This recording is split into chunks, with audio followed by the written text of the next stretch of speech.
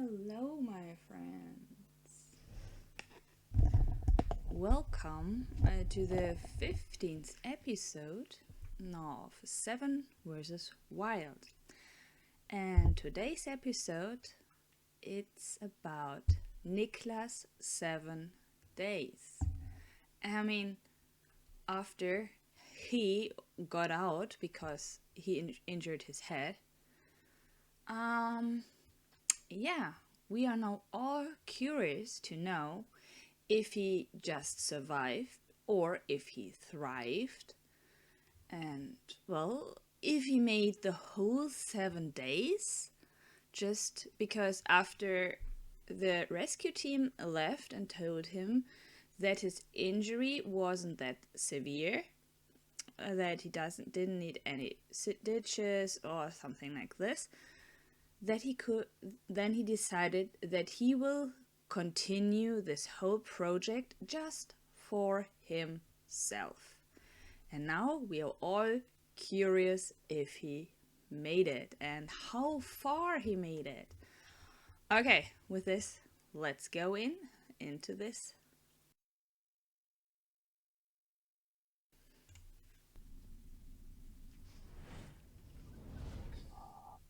Sure, we are at days 1. Back. So Freunde, Status-Update. Ich bin wieder da. So friends, I'm update, I'm back. Ich habe jetzt einen neuen Verband bekommen vom Sani. So I got a new bandage and Die Jungs waren da. Ich bin disqualifiziert. Gut, damit muss ich klarkommen. Es ist mir So the guys were here and I'm disqualified, but I have to deal with it. ehrlich gesagt scheißegal, weil der Sani hat gesagt, ich kann damit hier bleiben. Es muss nicht genäht werden. Der Kollege And I don't give a about it because, I was told that I can stay here. vom Rettungsdienst kann das selbst sehr gut einschätzen. Und deshalb werde ich jetzt einfach mein eigenes Ding durchziehen. Vielleicht ein bisschen weniger filmen. Ich weiß nicht, ob ich die Challenges mache. Mir wurde gesagt, So, and this is why he stays there and that he will do his 7 days. He doesn't know if he will do the challenges, dass but ich disqualifiziert bin, weil ich das Handy rausgenommen habe. Und vielleicht brauchte ich das auch, um erstmal geerdet zu werden und zu sehen, Alter, mach ruhig, weil ich habe eine Säge mit, warum schüttle ich an diesem Baum? Wir können da jetzt nochmal kurz hingehen, ich zeige euch nochmal den Baum. so, he said like, okay, and I might needed this to get a little bit grounded because, I mean, I have a saw with me. Why did I push that tree? Hier Let's ist go der to Baum, this tree. an dem Here ich is, geschüttelt habe, sozusagen, that's the tree where he shaked. weil der morsch war. Und dann ist mir dieser Ast hier auf den Kopf gefallen. And then this branch hit him on his head. Solche Dummheiten mache ich jetzt nicht mehr. Ich mache jetzt alles ganz entspannt. So this he won't repeat these stupidities. And he said like, yeah, I mean, he needed this to be grounded and to get down and be calm and work calmer on this stuff. Das ist mein Bettgestell ungefähr. So this is his bed. Das heißt, ich lege jetzt hier noch, den ersten Ast liegt schon drin. Da kommen jetzt erstmal kleine Äste rein. So. So now this is his bed and he will put their small twigs in there. Und dann mache ich weiter mit Grünzweigen und so weiter. Schmeiß die hier rein, 30.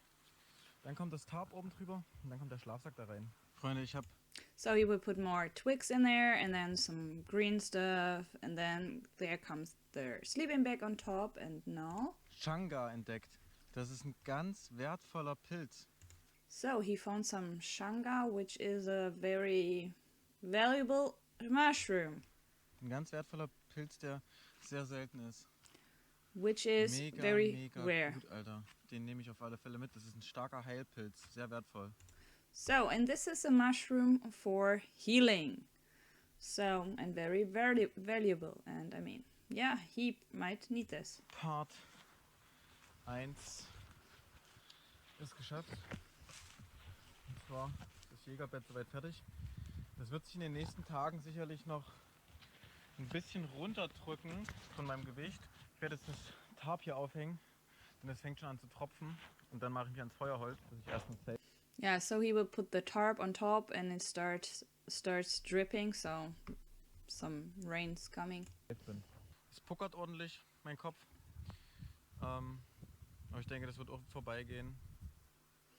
Ja, bis später. So yeah, his head is like boom boom boom boom pounding, but he thinks that it will go away. Ja, so sieht es erstmal hier aus. Yeah, so Nicht so this geil. is his shelter. Also wir werden auf alle Fälle, wenn ich später die anderen Sachen, jetzt kümmere ich mich erstmal um Feuerholz, geklärt sind, werde ich die Dinger hier noch tiefer machen. So he will now look for firewood, but after that he will put this a little bit more down. Dass die Plane auf dem Boden ein bisschen weiter rüber geht. Weil So that this part is going a little bit more above the ground. da will ich ja drauf liegen. Und genau. Because he wants to sleep or to lay on this thing, so. Wisst ihr Bescheid.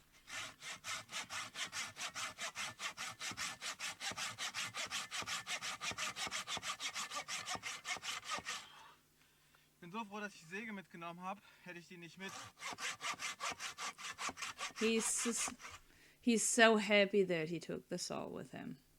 Because otherwise... Müsste ich Bäume umschubsen, wobei man sich verletzen kann.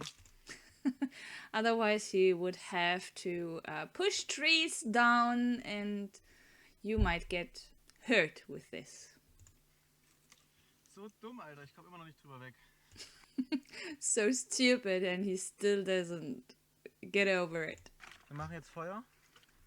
Ich habe was hier gesammelt. Und let's go, würde ich sagen.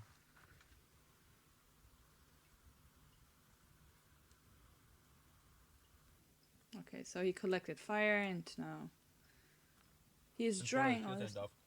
Auch ohne 7vswild. Es ist geil hier zu sein, einfach. So he's thankful or grateful that he is there, and even without 7vswild, he is very happy to be there. Für mich 7 Tage hier in der Natur. So, ich würde sagen, 7 ich days gehe in jetzt mal nature. auf Pilzsuche. So now he's looking for some mushrooms. So, Regenwasser. Nochmal die letzten Schlücke mitnehmen. So, rainwater.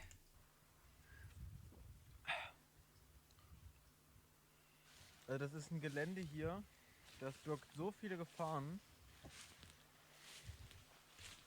So that's an area which comes with a lot of dangers.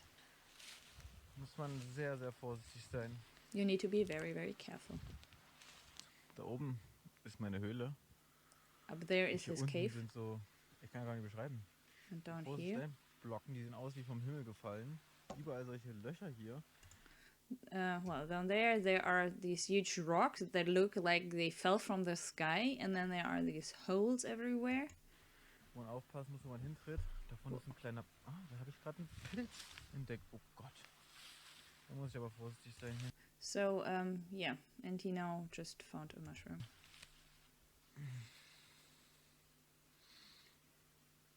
Das ist schon so angefressen, so Matsche. Drüben steht ein Steinpilz, das sehe ich von hier. Oh, Alter, hier geht's ab. Der ist schlecht. Sorry. Euch wollte ich holen. Oh ja. Herrlich. Das läuft richtig gut hier.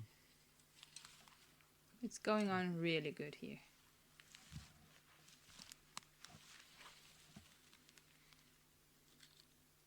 Die lasse ich mal noch stehen hier, die. Weil ich habe ja genug. He will leave these two because he has enough. Und so weiß ich jetzt, wo die stehen. And so he Kann knows ich auch where noch they are wiederkommen. and Und- can come back. Die Menge sollte vielleicht für heute eigentlich erstmal reichen, habe ich die Hoffnung. This amount should be enough for today, he hopes. Probieren wir das mal. Let's try. Alter Schwede, guckt euch den Oschi an. Guys, look Das at ist this ein cute thing. Röhrling. Ich weiß gar nicht genau. Müsste jetzt sich verfärben. It has to change colors. Durch diesen Oschi an, Alter. Ist auf alle Fälle ein essbarer Pilz. It's an edible mushroom. Mit Namen bin ich ein bisschen schlecht. Und ich würde sagen, He is really bad with names. guckt euch mal die Ausbeute an. Einfach. Look at this. Yeah, what he picked or what he got.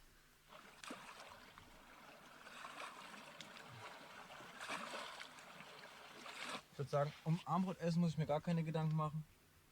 Ich habe noch So he doesn't. Well, he says that he doesn't have to be afraid of dinner. mal einen Birkensteinpilz noch zusätzlich gefunden. And he found some other. Alle anbraten. In der And now he will just cook them completely. Pfanne. Mal gucken, ob die überhaupt da reinpassen. Ich habe jetzt für den Shelter gerade nochmal ein paar Zweige geholt, dass ich das nochmal abpolstern kann, falls ich das So for his shelter, he got some more twigs to get it a little bit more. durchliege und feststelle, nee, das ist mir zu wenig. Was ich wahrscheinlich machen werde. Oh, okay. So just in case if this whole bed comes down and he says like, okay, it's not soft enough anymore. So he has already some twigs he could put there. So. Dann kann ich ein bisschen köcheln. Ja, aber das ist das dann auch für die nächsten 7 Tage. And now he can cook a little bit, and that's it for the next 7 days.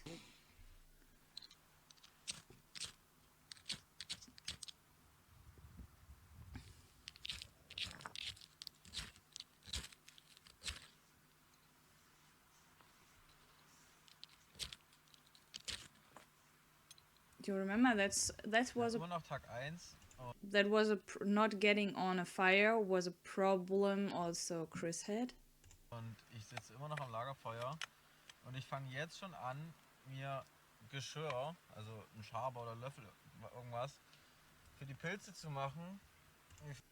So he says like, oh, it's day 1 and I'm already sitting at the fireplace and carving the first tools.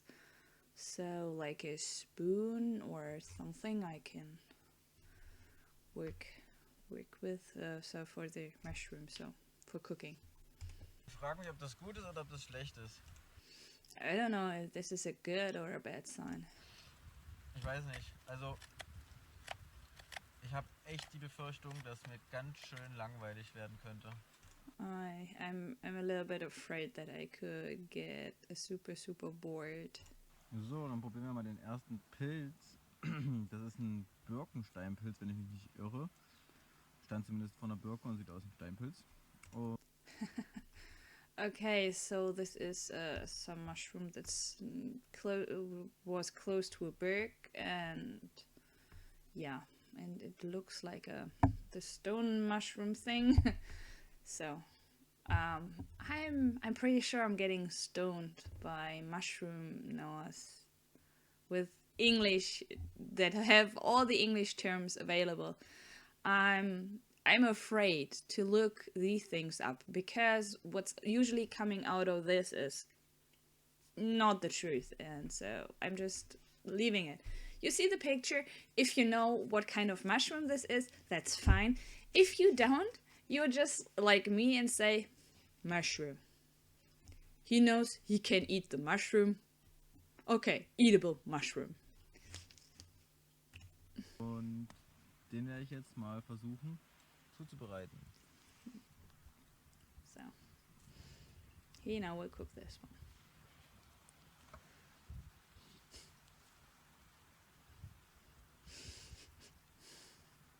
So, ich denke, der Birkensteinpilz ist fertig. Ich koste mal.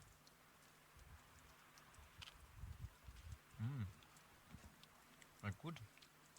It tastes good. Liebe Freunde, falls ich einschlafe und morgen früh erst aufwache, wünsche ich euch eine gute Nacht. Das Ding ist, ich sehe jetzt aber schon, dass ich das alles jetzt schon platt gelegen habe. Und da werde ich wahrscheinlich morgen nochmal Holz nachlegen müssen. Oder? So if he falls asleep and doesn't wake up till the next morning, he says already good night. And he already saw that he pushed everything down, so he will definitely put some more twigs and stuff on there. So, yeah. Reisig. Ich hoffe sehr, dass morgen das Wetter sich bessert. Oder bis morgen sich das Wetter bessert. Es regnet halt die ganze Zeit. So he hopes that to the next day that the weather is getting much better, because it's just raining the whole time. Day 2. Guten Morgen. Good morning. Der Wettergott hat meine Wünsche erhört. Es hat aufgehört zu regnen. So the weather god has heard my prayers and it stopped raining. Jetzt ist Sonnenaufgang. Ich soll jetzt eigentlich die Challenge aufmachen. Now the sun is rising and usually I should open the challenge. Ich will eigentlich noch nicht aufstehen. But I don't want to get up yet.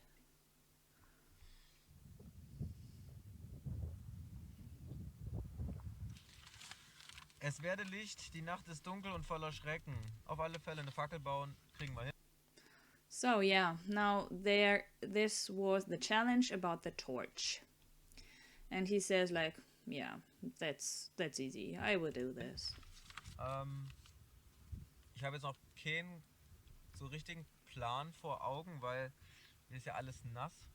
He doesn't have a real idea, a real plan in his mind because everything's wet. Und wir werden auf alle Fälle eine Menge Holz spalten müssen. Ich werde wahrscheinlich einen Griff machen und dann oben ganz viel dünnes Holz in einem Bündel zusammenpacken. So he will think that he has to make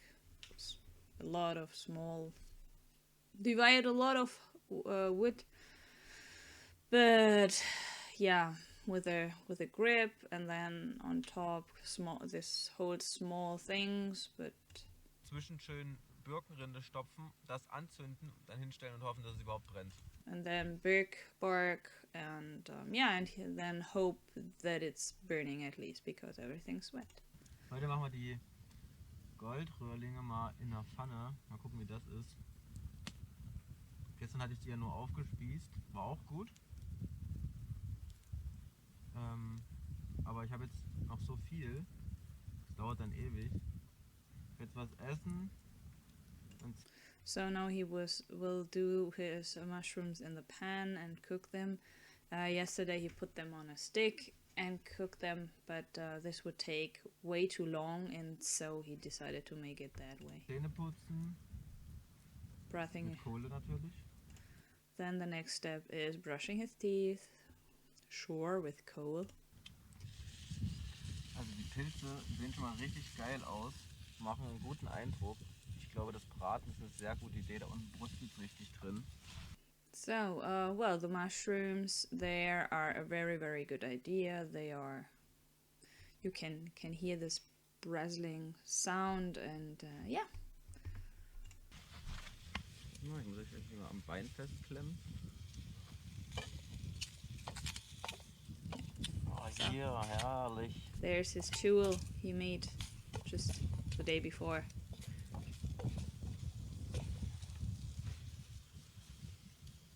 Ich würde sagen, die Pilzpfanne ist fertig. So, Testen wir mal, his wie mushrooms das are done. schmeckt. Now he's going to test it, how they are tasting. Geil.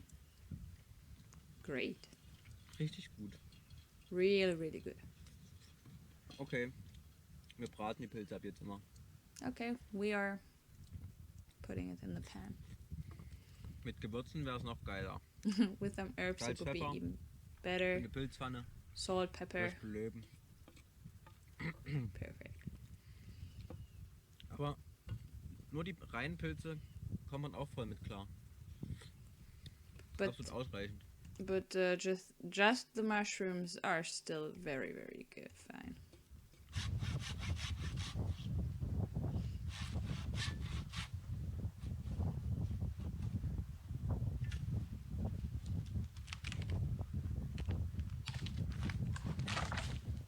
Ich habe mir gerade noch mal das Regelwerk durchgelesen zur Challenge. Und jetzt meine Frage an euch, liebe Community. Ich könnte doch einfach theoretisch ein Schwedenfeuer bauen und das als Fackel deklarieren, oder? So now he comes with and saying like this Sweden fire or this Sweden torch. So and he says like I looked into the rules, and I mean I could declare such a Sweden fire, Sweden torch as a torch and burn this one down.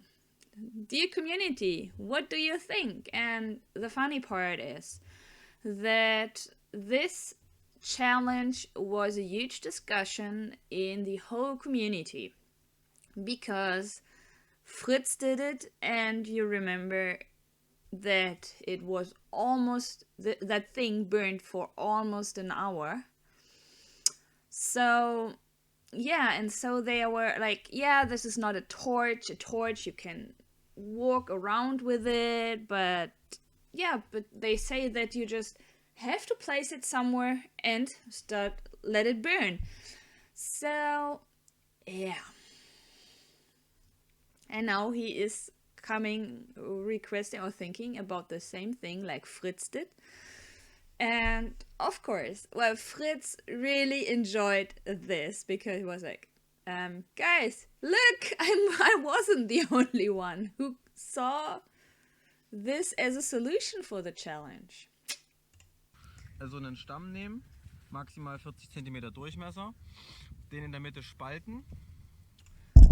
But he also said, like, okay, taking a stem with the maximum of 40 centimeters diameter. You remember? That was also the same mistake Fritz did. You need to go around the tree and not through it. But yeah. Und dann von unten nach oben brennen lassen. Und solange das Ding brennt, läuft die Zeit, würde ich sagen. And then light it down there, and as long as it's, well, and then it burning from down to up, and then just measure the time. Oder sehe ich das falsch? Muss es, weil die Fackel muss ja statisch platziert werden. Ein Schwedenfeuer kann ja auch als Fackel zählen. Oder wollen die wirklich, dass ich eine Fackel baue? Yeah, so he says like, yeah, or is it not a torch because, well, they want it to be placed. So yeah. Ich baue ein Schwedenfeuer, weil ich denke, dass es zählt als Fackel. Es ist ja, ich könnte es tragen, es brennt lange, es macht Licht. Wir bauen ein Schwedenfeuer. So he says like, okay, I'm building a Sweden fire because I could carry it, but I can place it and then just let it burn.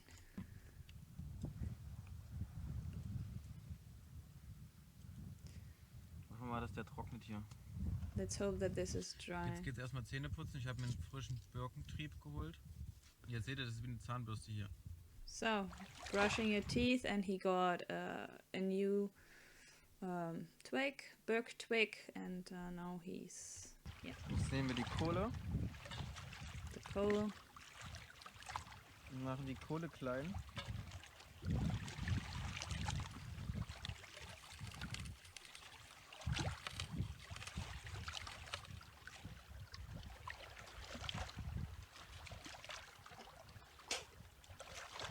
Gut. Muss reichen. Good, has to be enough. Ich bin gerade auf kleiner Pilzsammel- und Erkundungstour. Ich möchte mal meine 500 Meter in beide Uferkanten ablaufen. So he now is exploring his 500 meters to one and the other side, and yeah, collecting or picking some mushrooms. Um zu sehen, wie es überhaupt aussieht. Ich habe noch gar keine Zeit genommen, mir das so richtig anzugucken, aber das wollte ich jetzt nachholen. He hasn't taken any time to look at the view and how it's really looking, but now he wants to do this. Ich habe schon wieder 2 große Pilze und guckt euch mal den coolen Steinpilz an, die der hier. He already has 2 big ones, and now we are supposed to look at this small little guy, how it is growing. Wächst. No! Herrlich. Great.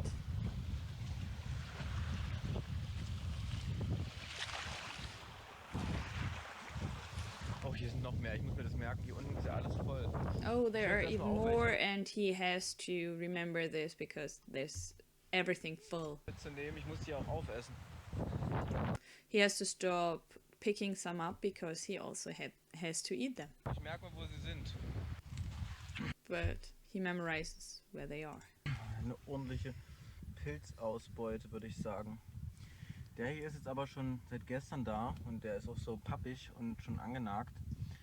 Den werde ich jetzt den Tieren darbieten. So yeah, he has that one since yesterday, and now it's getting, yeah, it's getting bad, and so he will give this to the animals Weil ich denke, das plus Heidelbeeren reicht für heute. because he thinks that this plus some blueberries will be enough for the day. Und morgen kann ich auch wieder suchen gehen. And for tomorrow he will search once again. Quack. Keine Angst, ich esse dich nicht. Don't be afraid, I won't eat you. Cool. Freut mich. Schön, dass du hier bist, kleiner Mann. I'm glad that you're here, little guy. So, amigos, das ist der Kandidat.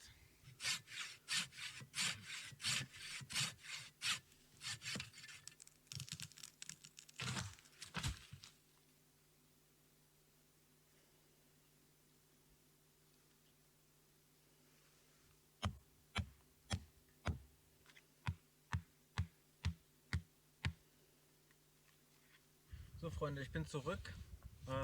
So, friends, so this is, he said before that this is his candidate, and I think you recognize what he's going to do with it. And now he says, I am back. GoPro, der Akku war leider leer, The battery of the GoPro was empty während der Arbeit. while So he was sieht das working. Schwedenfeuer bisher aus. So this is how his Sweden fire or storage is looking like. Der eine Spalt geht hier schon fast bis unten. Ihr seht den auch ganz gut. Und das heißt, das reicht mir. So. So, and this is one fold goes up down there. And so this is enough for him. Eine Fackel, oder? Stelle ich dann da hin und wird das brennen die ganze Zeit. Bin gespannt, ob das noch jemand macht. Oder ob dann geheult wird. Das ist ein Schwedenfeuer und keine Fackel.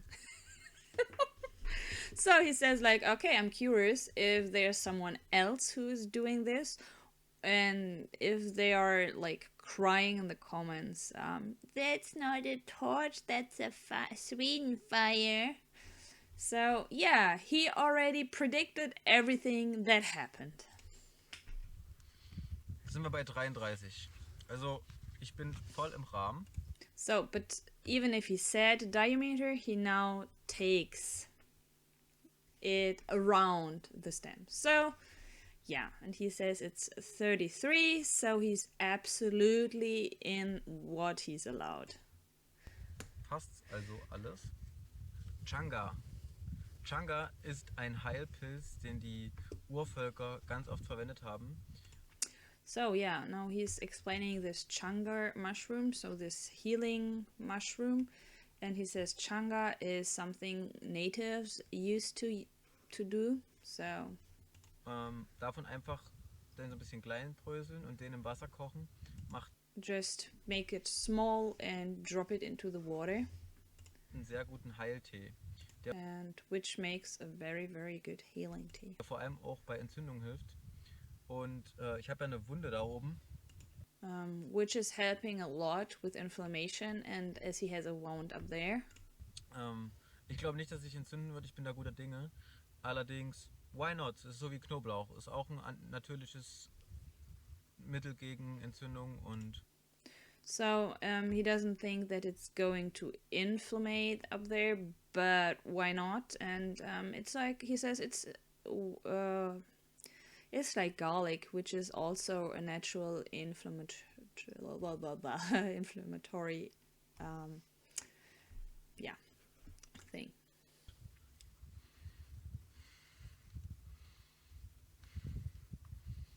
Guys. Ich habe gerade mein Feuerkonzept nochmal hinterfragt, weil ich ja immer so viel Rauch abbekommen habe. Und will jetzt eine kleine Feuerschutzwand bauen, oder Luftschutzwand besser gesagt. So, well, he overthought his fire concept because he got so much smoke, and now he's building up this wall, this fire, protection wall. Habe ich auch schon soweit fertig. Ich habe jetzt erstmal das But he's already done with Holz it, genommen, was ich da hatte. and he took what he had. Sag mal so, also es sollte theoretisch halbwegs trocken bleiben da in diesem Gestell. Und das hat natürlich den Vorteil, dass ich hier Backup-Holz liegen habe. So it's supposed to stay dry down there, and he also has the advantage of having some backup firewood there. Für was auch immer. So. Endlich was essen. Finally something to eat. Ich habe wirklich so einen Knast.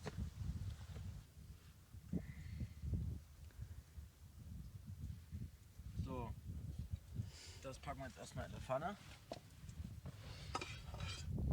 Heute ist Tag 2 und ich kann euch nicht sagen, wann ich das letzte Mal Pilze gemacht habe. Ob das heute war? Ich glaube, das war heute. So gegen 22 Uhr geht die Sonne unter.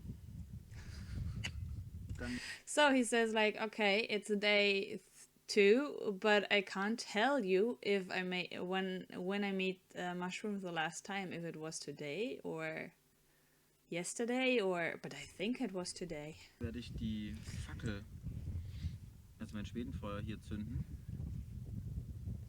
Na, gucken wir mal, wie lange das brennt. So, and he thinks that it's going to be sunset soon, and then he will start his Sweden fire torch. Yeah.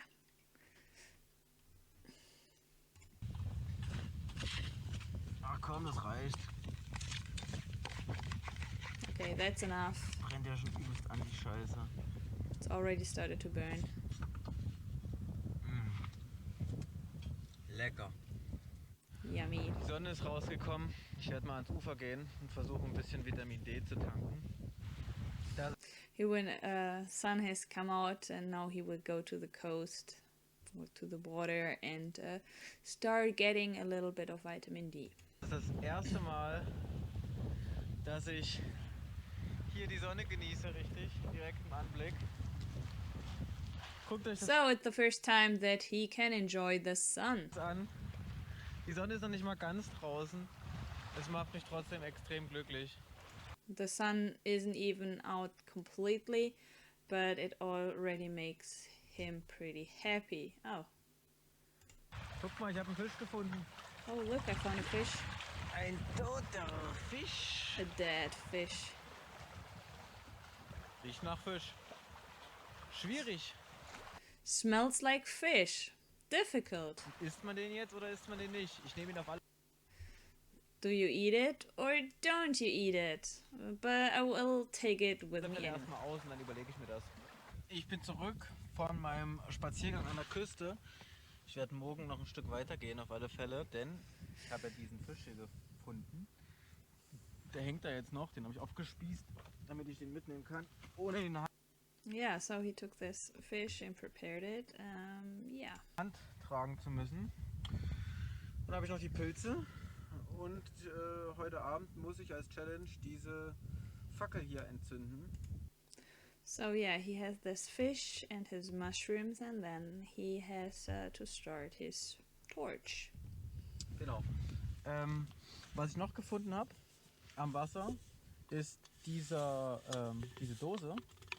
What he found at the water is this can.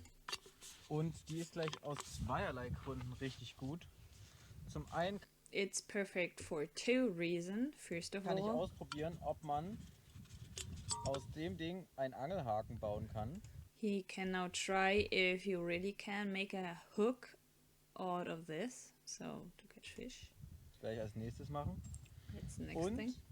vielleicht habe ich ja Glück Und es ist sogar möglich, daraus eine kleine Fischfalle zu bauen. And probably he is lucky and he can make a small fish trap out of Ich werde this. das so, wie es ist, da unten in der Küste aufhängen, unter Wasser, ein paar Steine reinmachen, dass es ein bisschen auf dem Boden liegt. Und dann werden wir mal gucken, ob die Fische da reinschwimmen. So he will put some stones in there so it's laying on the ground. And then he hopes that some fish are going in there. Da unten tote Fische liegen, sind so kleine Sardinen, würde ich sagen, sind das. Die sollten da reinschwimmen vielleicht. Und wenn ich Glück habe, kommen die ja auch nicht mehr raus.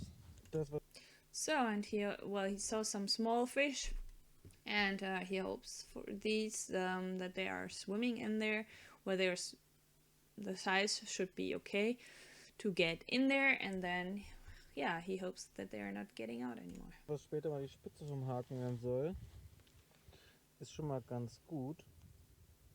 Ich muss noch den Draht da durchkriegen. Na Mensch. Ich würde sagen, das sieht doch gar nicht mal so schlecht aus, oder? Was meint ihr? Do you think that it's Weil not sieht jetzt nicht aus wie ein klassischer Haken. not looking that bad, and us know what? Hey, and what do you guys think? Well, it's not looking like a usual hook, Aber ist besser als nichts, würde ich sagen. but it's better than nothing. Da mache ich jetzt Paracord dran. Und dann werde ich morgen mal angeln gehen. Vielleicht bringt es ja was. Yeah, I will put some paracord on this and then I will try to catch some fish. Die Angel ist vorbereitet. Ich morgen nur noch einen Wurm mir besorgen. Und dann haue ich die mal ins Wasser. So yeah, he just has to get a worm and then he will throw it into the water and try his luck. So, mein gefundener Fisch hängt über dem Feuer. Hoffen wir, dass er frisch ist. His Ich weiß ehrlich gesagt nicht, was passieren kann, wenn er ein bisschen älter ist. found fish is in the fire and he hopes that it is fresh. And he doesn't really know what's going to happen if it's a little bit older. Er roch jetzt noch nicht verdorben, er sah gut aus, er hat geglänzt. It didn't smell bad, it didn't look bad, and it was still shiny. Ich weiß nicht, was die Indizien dafür sind, dass er schlecht ist. Aber man sagt ja, wie auch beim Jagen, man isst nur Tiere, die man auch lebendig gesehen hat, weil vielleicht waren die ja krank. So, but he says like, yeah, with catching fish, it's the same with hunting. You only eat those animals you've seen alive because they could have been ill and yeah, you don't know. Hat ja einen Grund, warum die tot sind, beziehungsweise It has a reason why they are dead. ja, nur lebendig, bei der Lebendschau sozusagen, kann man ja sehen, ob die sich normal verhalten oder ob die irgendwie krank aussehen. Only when they are walking alive, then you can really check out if they move or yeah, if they are completely okay or not. Deswegen bin ich immer noch so am Hadern, ob ich den essen soll, aber ich habe halt auch Hunger und es ist, sag ich mal, es fühlt sich an wie ein Geschenk von Mutter.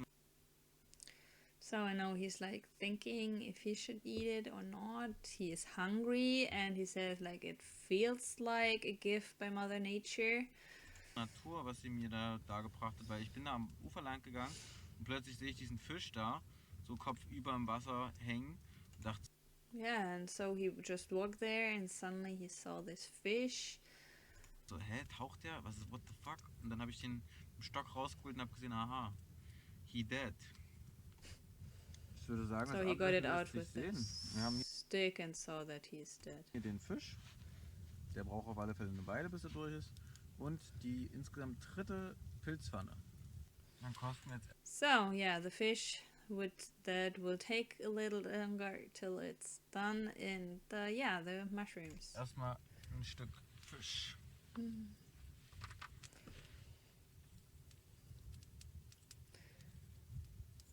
What do you guys think about the fish?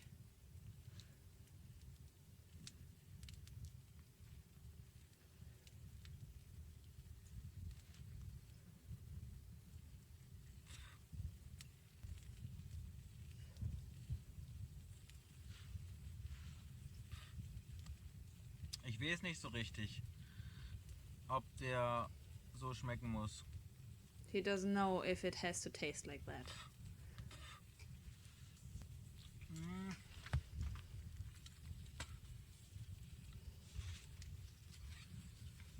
Keine Ahnung, ob das jetzt so ein Mindfuck ist von mir, weil ich...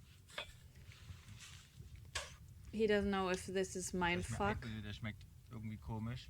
and he thinks that it's Aber wisst tasting ihr was? Ich gehe auf weird. Nummer sicher. Ich esse den nicht. And he's now making sure. Wenn ich nachher runter zum Wasser gehe, dann entsorge ich den, schmeiße ihn ins Wasser. Weil im Lager lasse ich ihn auf alle Fälle nicht liegen. So when he's going back to the water, he will throw it in there because he won't leave it at the shelter. And no, he is not going to eat it. Nicht, dass ein Bär kommt und den snacken will. Not that a bear is coming who wants to snack it. So Freunde, wir beginnen mit der Challenge. Ich habe das heute über dem Feuer schon eine ganze Weile getrocknet, damit es gut Flamme kriegt.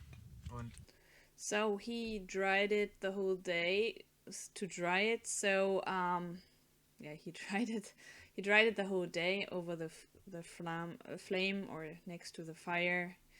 And yeah. Jetzt probieren wir mal, das Ding zu entzünden. I know we will try to start the fire.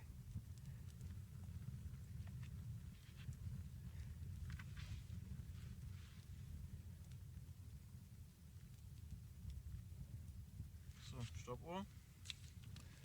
So, timer. Mögen die Spiele beginnen. May the game start. Wir sind bei 29 Minuten und 22 Sekunden. Und also viel geht nicht mehr. Man sieht, dass sie hier drüben noch minimal Flamme hat. Aber das ändert sich auch. Manchmal brennt es hier drüben, manchmal brennt es auf der anderen Seite. So it's almost half an hour, but there's not too much going on there anymore. And sometimes there's a flame, and then there's a flame, and so yeah. Guck mal, wie das Spiel weitergeht. Naja. Let's have a closer look and see how this game continues. Wir haben jetzt 33 Minuten 30. Aktuell sieht es nur noch nach Glühen aus. So 30. Wie gesagt, 33, 51. So, es geht ab ins Bett. Da hinten, seht ihr bestimmt nicht, scheint der Mond durch. So down there, he says like, yeah, I don't think you'll see it, but there's the moon coming through. Die Bäume. Cool. Das Feuer brennt da unten noch, aber das lasse ich jetzt so. Ich will jetzt ins Bett. So the fire is still burning, but he just will leave it because he wants to go into bed. Ich kann es ja fast sogar sehen. Diesmal bin ich übrigens so clever und nehme mir die Umschläge mit ans Bett, damit ich morgens da direkt reingucken kann und mich nochmal umdrehen kann. So, and now he is pretty clever and takes the envelope with him so that he still can stay in bed, look in the envelope, and then just turn over and sleep a little bit more. Und aber schon weiß, worum es geht. But that he already knows what's coming next. So, tomorrow. Guten Morgen. Good morning. Entlege dich überflüssiger Ausrüstung. Was überflüssig ist, entscheidest du. Ein Kleidungsstück ist gleich 1 Punkt. Ein Gegenstand ist gleich 2 Punkte. Ich werde einen Scheiß abgeben. Es gibt... So, yeah, now he came to the challenge where you can give away your items, the unnecessary items and stuff like this. And he says, I won't give away anything. Keinen Gegenstand, den ich abgeben kann. Also könnte ich schon. Will ich aber nicht. So there's not a single item he wants to give away. Well, he might, because, yeah, he used everything. Well, he might could, but he doesn't want to. And I mean, it's nothing that counts for him, so... So Muchachos, ich habe jetzt die Regenjacke angezogen. Die ist natürlich ein bisschen winddichter. So he put on his rain jacket, and it's a little bit, makes him comfortable against the wind. Wir gehen jetzt runter zum Wasser und No. versuchen Now he's unser going. Glück beim Angeln. Now he's going down to the water and trying his luck with catching some fish. Hier ist die Dose, also der Haken von der Dose. Let's go. So there's his hook, and now Hier den kleinen toten Fisch und das Stück Styropor habe ich gestern noch gefunden. Da war die GoPro aber alle. Vielleicht baue ich mir daraus einen Schwimmer, also eine Pose. So he found some styrofoam and a small fish, but the GoPro battery was empty then. So yeah, he might will build a swimmer and stuff for the rod. Aber erstmal probiere ich es jetzt nur so mit Wurm. But Und was meint ihr? Ist irgendein Fisch so dumm und beißt da rein? but he would try and do the worm first, and now he's asking, do you think that a fish is so stupid to bite in there? Wir werden es herausfinden.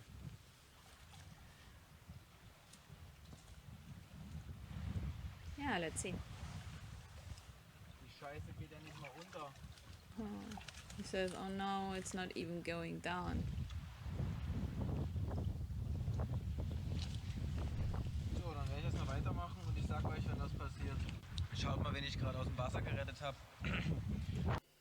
So I will continue and I will give you an update later on. And now look who I rescued out of the water. Die Bälle lag auf dem Wasser, falsch herum. Und dann habe ich die Angel genommen und habe die runtergelassen, hat sich an der Schnur festgehalten. Jetzt habe ich sie hochgezogen. So yeah, it was upside down on the water, and he took the fishing rod or the line and put it there, and so it came up, and yeah.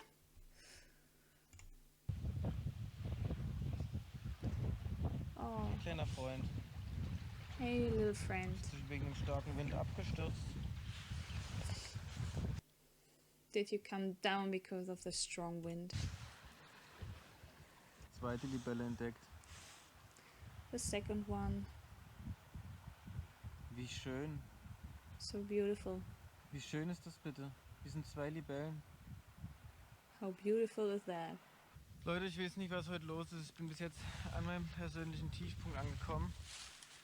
Jeder I don't know what's going on, but I came to my personal down. Schritt ist ultra anstrengend. Everything, every step is super exhausting. Ich fühle mich sehr schwach. And I'm feeling pretty weak. Es sind überall Pilze.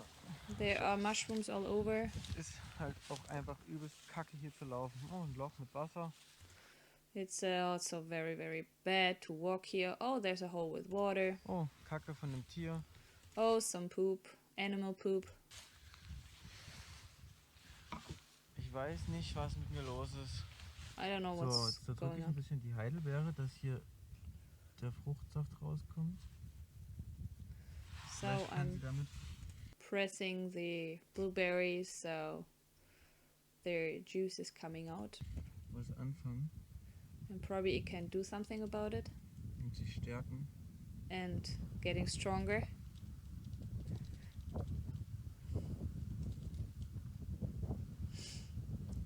Look at that. Ich mache jetzt ein Feuer an, I will start a dann fire. mache ich mir eine Pilzpfanne und Ja. hoffe, dass wenn ich diese Pilzpfanne gegessen habe, es mir besser geht. Then I will put my mushrooms in the pan, and I hope that after I eat the mushrooms that I'm feeling a little bit better.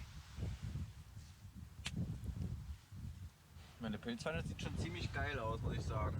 Ihr zu Hause werdet bestimmt sagen, oh lecker, ich will auch. Aber ich sag euch, mit Salz und Pfeffer wird es noch besser schmecken. Es schmeckt halt So you guys might think that this is looking super delicious, but I can tell you with some salt and pepper it would be so much better. einfach nur nach Pilz. It just tastes Aber ich like freue mich auch schon mushroom. drauf, einfach auch, weil mein Magen leer ist und ich Hunger habe. But I'm already looking forward to eating this because my stomach is empty and Ich habe bestimmt eine Stunde Holz gemacht und Feuer vorbereitet. Und jetzt ist der Holzvorrat schon wieder fast ganz aufgebraucht. so I prepared firewood for almost an hour and now the wood is almost completely gone by now. Unglaublich. Unbelievable. Ich frage mich übrigens auch, wann ich auf Toilette muss. Wann muss ich das erste Mal kacken, auf gut Deutsch gesagt. Okay, and I'm curious when I have to go to the toilet the first time, so, well, to say it directly, when do I have to poop the first time? Same shit, different day. Wieder Schlafsack trocknen. Ich weiß nicht, wo die Feuchtigkeit herkommt. Drying the sleeping bag. I don't know where this, water comes from.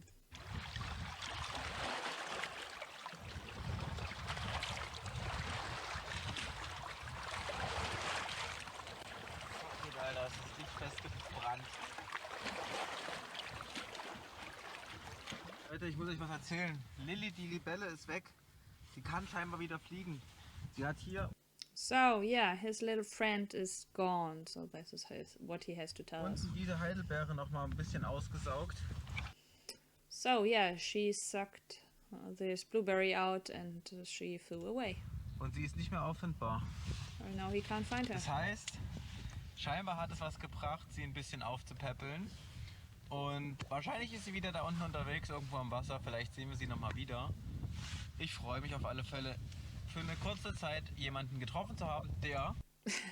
So yeah, and apparently it was a good thing that he took her in and helped her a little bit, and because she, is gone, and he says, I think that she might be down there once again, and yeah, it was at least nice to have someone around, at least for a short time. Dem ich sogar helfen konnte. Whom I could help. Das ist der Changa-Pilz. Also die Stücke schmeiße ich jetzt einfach hier rein, in den Topf. So, this Changa mushrooms, and now he's putting these pieces into this pot. Wo schon ein paar Heidelbeeren drin sind. Where already are some Dann blueberries, kochen wir das. and then he will Dann cook gucken wir mal, it, wie das schmeckt. and then he will check how this tastes. Der Changa Heidelbeertee ist fertig. Ich bin So. gespannt, wie er schmeckt, aber ich muss noch... His Changa blueberry tea is ready, and he is curious how this will ein taste. bisschen auskühlen lassen. Der dampft noch wie Sau. But he has to let it cool down, because it's steaming like crazy. Also warten wir noch kurz ab. Also ich glaube auf alle Fälle, wer noch dabei ist, ist Bommel, Fritz, Martin. Die sind auf alle Fälle noch dabei.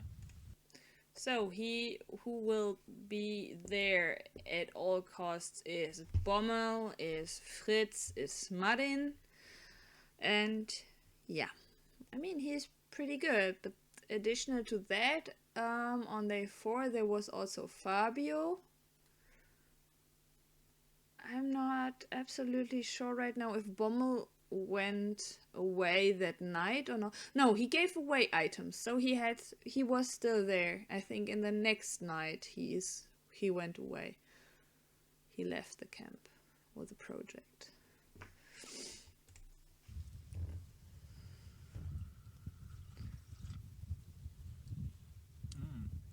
Schmeckt jetzt pilzig, mein Wasser. Schmeckt nach Changa. Now it tastes very mushroomy, like Changa. Aber wenn es helfen soll, dann sauf ich's. But when Wenn jemand erzählt, dass dieser Tee heil... when this tea is supposed to help, then I'm drinking it. And someone told Kräfte me. aktiviert, Entzündung hemmen soll und so weiter und so weiter, dann bin ich der Typ, der das einfach ausprobiert und sagt, ja, glaube ich dran. So, and someone told him that this mushroom is helping him out with inflammatory things and activating healing powers, and yeah, and he's the guy who believes in something like this and just says, okay, I will try it. No!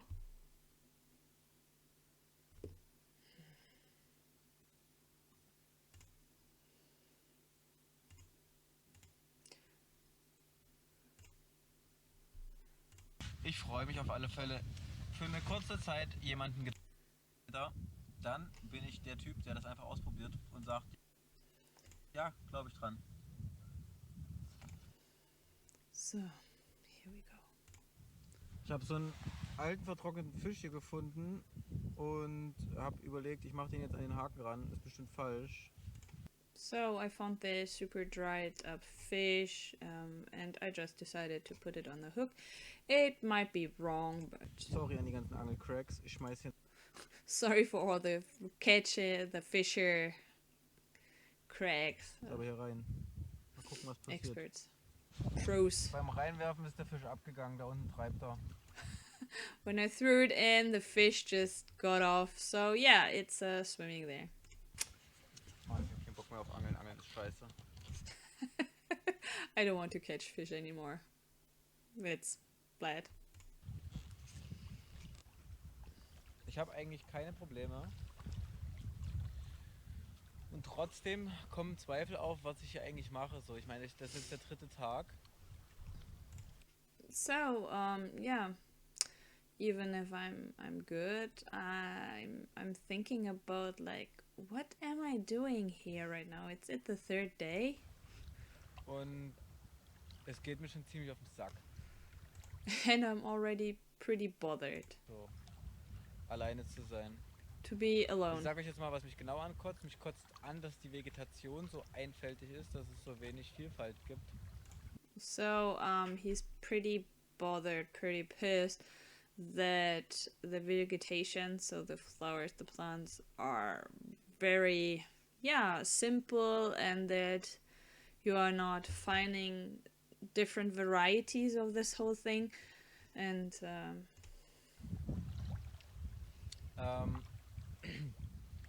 Mit niemandem außer der Kamera sprechen zu können, ist auch ziemlich scheiße. to talk to nobody then the camera is also pretty bothering. Ich habe noch nicht so wirklich zu verzeichnen, wo ich jetzt sage, ja, dafür hat es sich schon gelohnt, das zu machen. He doesn't have anything why he says like, oh yeah, this was valuable, and so this was a good decision to do it. Es ist einfach nur abwarten. It's just waiting, Und das macht mich fertig. and this is what Dass man this. ich weiß ja jetzt schon, was die nächsten Tage ist. Also, wenn es keine coole Challenge gibt, wo man irgendwas machen muss, so wie zu Fackel zum Beispiel, dann ist es ja einfach nur jeden Tag die gleiche Routine. So yeah, and he already knows how his days are going by, and if there isn't a great challenge coming up where you actually have to build something, then it's the same routine every day, and yeah, it's boring. Und dann macht man es ja nur 7 Tage, um das Ding zu gewinnen. And then you only do it for 7 days because you just want to win that thing. Weil ich denke, der Geisteszustand ändert sich nicht mehr. Because I think the mindset won't change anymore.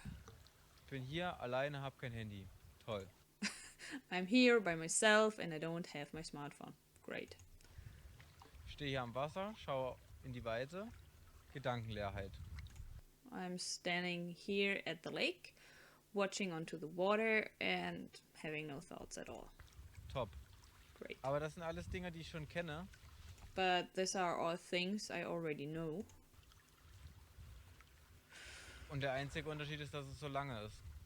And the only difference is that it's so super, super long. Mittlerweile ist eine richtige Scheißegal-Stimmung eingekehrt. So at the moment there's like a real mood like I don't give a Ich bin so richtig in so einem Lodderleben angekommen, weil ich halt irgendwie keinen Grund habe, das irgendwie ordentlich aufzuräumen und so. I already came to a point where I'm like not motivated to clean this whole stuff up because Habe ich wieder so weit gefasst und habe jetzt mir was überlegt, und zwar werde ich ein Runenalphabet bauen aus Baumscheiben, also Ich habe eine tote Kiefer gefunden, die einen guten Durchmesser hat. Und da schneide ich jetzt kleine Scheiben ab. Und dann ritze ich da Runen rein in diese Scheibchen. So, and now he decided to make a rune alphabet, and he found already a tree or stem, a dead stem, a dead tree where he can now cut his slices out of, and then he will make some runes and put them in, and yeah. Ja, ist eine Beschäftigung. It's something to do.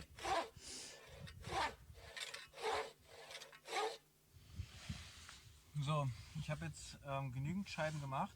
Insgesamt brauche ich, glaube ich, 22 oder 23, bin ich mir nicht genau sicher. So on the whole, he thinks that he has already made enough. So completely, he needs like 22 or 23. He's not completely sure. Und jetzt geht es darum, zu entgraten. Ich ziehe mir gleich auch erstmal noch Handschuhe an, dass die sich gut anfühlen in der Haut. Und wenn die dann schön glatt sind, normalerweise nimmt man noch Schleifpapier. Wenn die schön glatt sind, werde ich dann die Runen einritzen. Und dann werde ich mir ein Runenalphabet sozusagen zusammenstellen. So now it comes that to smoothen the surroundings so that they are feeling good in the hand or to the skin, and then he will scratch the runes on there, and yeah, so. Jetzt fragt ihr euch, wofür ist das? Naja, ich sag mal so, jede Rune hat irgendeine Bedeutung und ich habe in meinem Leben schon einiges erlebt, was mich glauben lässt, dass da vielleicht was Wahres dran ist. So yeah, and when you think like, what is this for? Every rune has its own meaning, and there have so many things happened in his life that he thinks that there might be something to this. Zumindest finde ich diesen Gedanken sehr schön, dass man sich so ein Horoskop herstellen kann.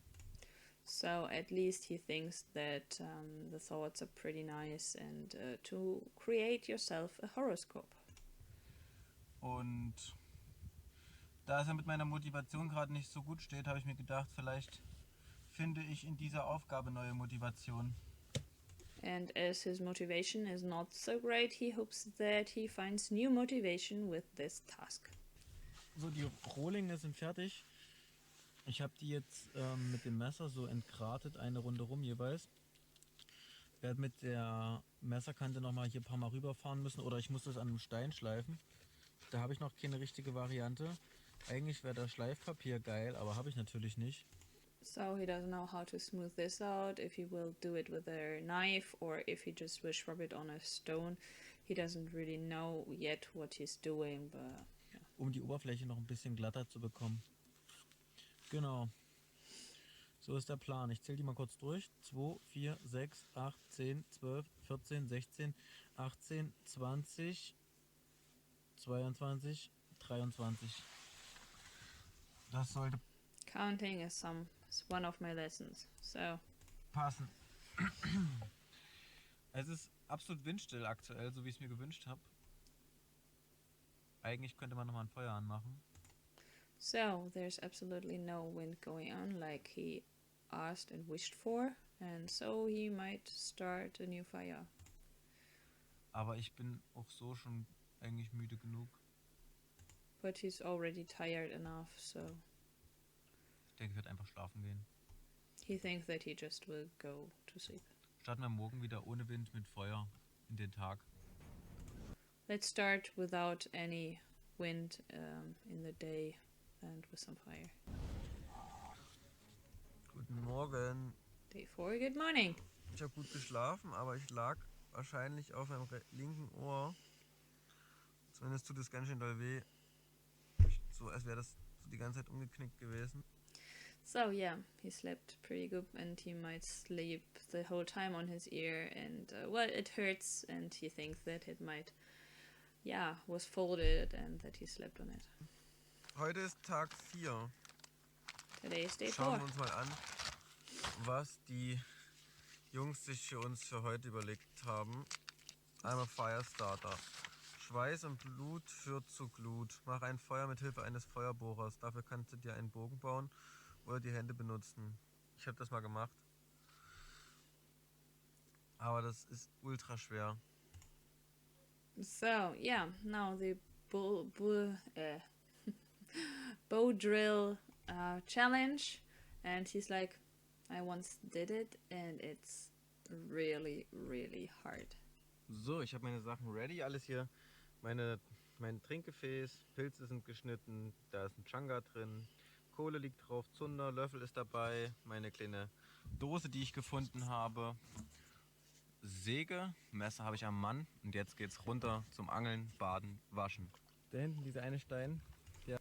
So yeah, he prepared everything. So he had his can, his changa, some wood, some everything, and now he's going down and might catch some fish and take a bath and yeah. Der ein bisschen aus dem Wasser ragt. Da war mein Aussetzpunkt und dort einfach gerade den Berg hoch, ungefähr 50 bis 100 Meter, ist mein Lager. So, okay, yeah, he showed there, yeah, there's a stone, and then just up there is my shelter, and yeah. Das hier ist die kleine Landzunge. Kleine Gedenkminute an die Jungs, die nur mit gesammelten Holzfeuer machen. Da bist du ja die ganze Zeit am Rennen. Krass.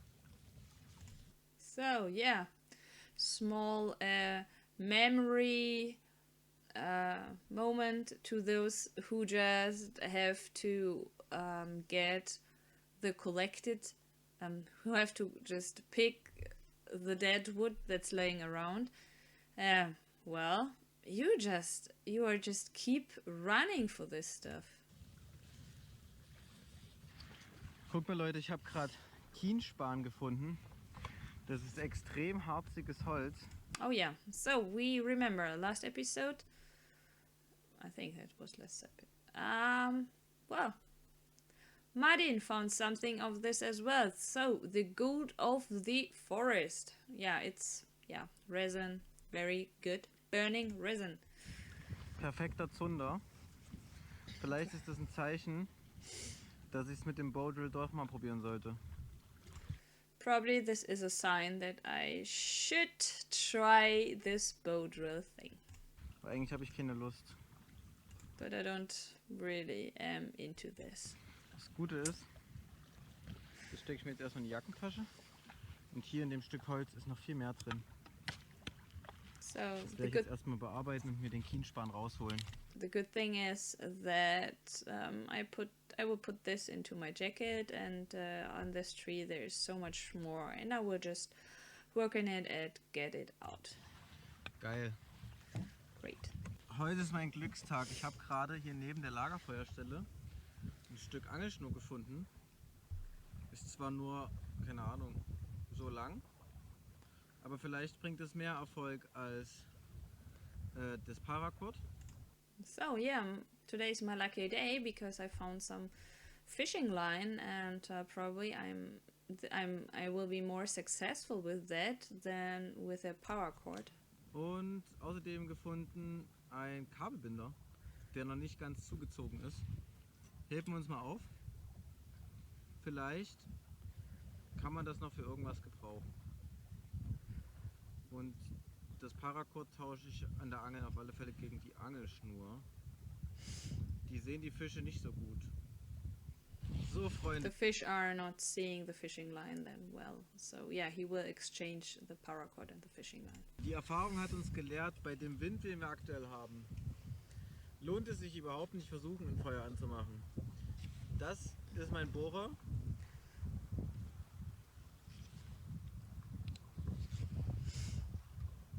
Habe ich ein bisschen ans Feuer gehalten, dass er ein bisschen Farbe bekommt, um eventuelle Feuchtigkeit nochmal abzutrocknen.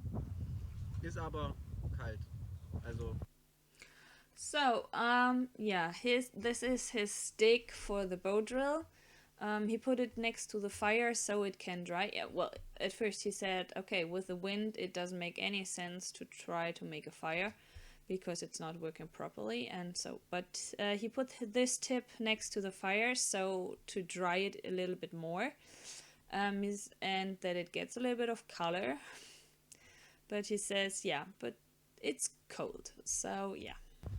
Ist nicht frisch aus dem Feuer oder so. Dann habe ich hier so einen Zweig, der relativ biegsam ist. Daraus baue ich einen Bogen. So yeah, and then he has this twig, which is you can bow a little bit, and this is what's going to be the bow. Und um diesen Bogen zu bauen, nehme ich hier das Paracord von der Angel, was ich ja jetzt das Endstück zumindest nicht mehr brauche, weil ich ja richtige Angelschnur gefunden habe. So he now took the paracord out from the fishing rod because he exchanged it with their fishing line, and yeah, now he's taking that. Ich hoffe, das klappt. Ich habe hier Kienspan ringsherum ums Loch verteilt. So yeah, he hopes that this is working, and yeah, there is this gold of the forest all around, and yeah. Ich wollte die Challenge ja eigentlich nicht machen und ich muss zugeben, ich mache sie jetzt auch nur. I didn't want to do this challenge, and I have to tell you that I'm just doing it Weil ich diesen Kienspan gefunden habe. Because I found this.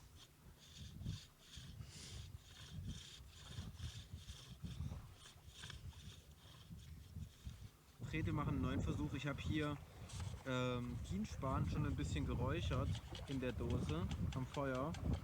Das ist schon mal so tendenziell Richtung Flamme irgendwie geht. So he dried some more of this resin, and so it's going a little bit closer to the being a fire, and now he's trying it once more.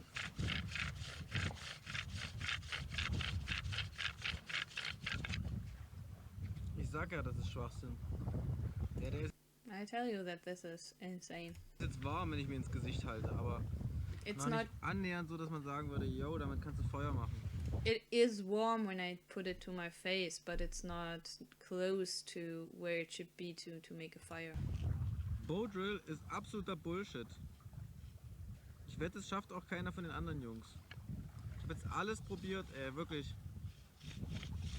Ich habe den Stamm vorher getrocknet, dass das alles schön trocken. So yeah, he tried everything. So he dried the stem, he dried everything, and it's not working. And he thinks that nobody else will make it as well. So I know I haven't done this before, but this looks like there's a lot of play, like yeah, that it should all be a little bit closer, so you have like more area where it has contact and where you can heat up. But that's just me. Trocken ist, das ist reinster Kienspan, worauf ich das mache.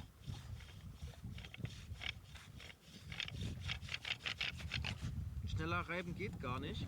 Plus, he's holding it in his hand, and isn't he supposed to press something on top to get more pressure on there, and then because you need, yeah, there. I mean, you can feel it with your hands when you just get a little bit soft on there. It's not getting that hot, but if you are pressing your hands against each other, then it's getting pretty hot. So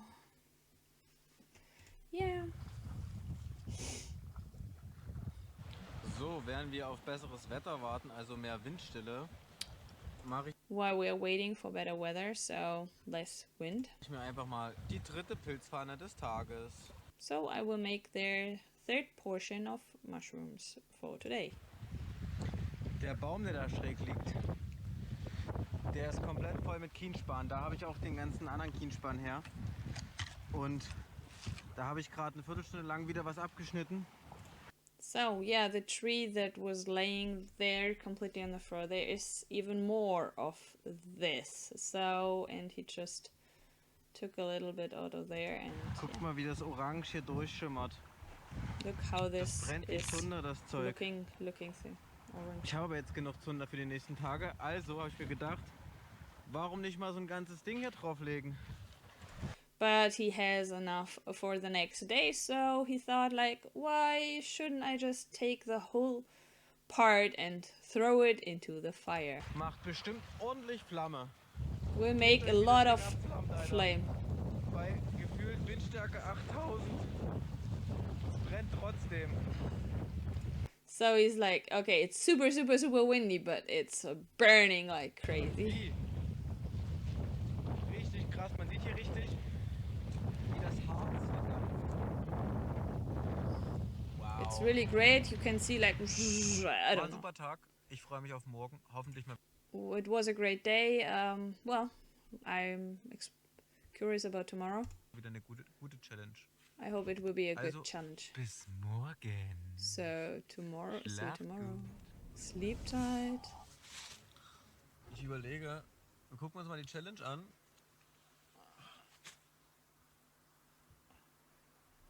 Ich merke, dass schon wieder mein Verband ist verrutscht. Manchmal verrutscht er nachts, wenn ich zum Beispiel mit dem Verband am So yeah, this thing is moving around when he's sleeping, and Klett vom Schlafsack hängen bleibe, verrutscht ist. Aber es ist, glaube ich, auch jetzt langsam. Langsam können wir uns das auch sparen, dann immer noch was dran zu machen. and he thinks like, yeah, I think I can leave it away now because. Na klar. Das war so klar. Kapitän zur See. Hast du das Patent A, B, C und die 6? Ab jetzt fährst du die Größenpötte. Ich hab's gewusst, dass das kommt. Ich dachte aber, dass so nach dem Motto, wer am längsten auf dem Wasser bleibt. So he knew that this is coming, but he was like, yeah, but I thought more like who stays on water for the longest time. Yeah.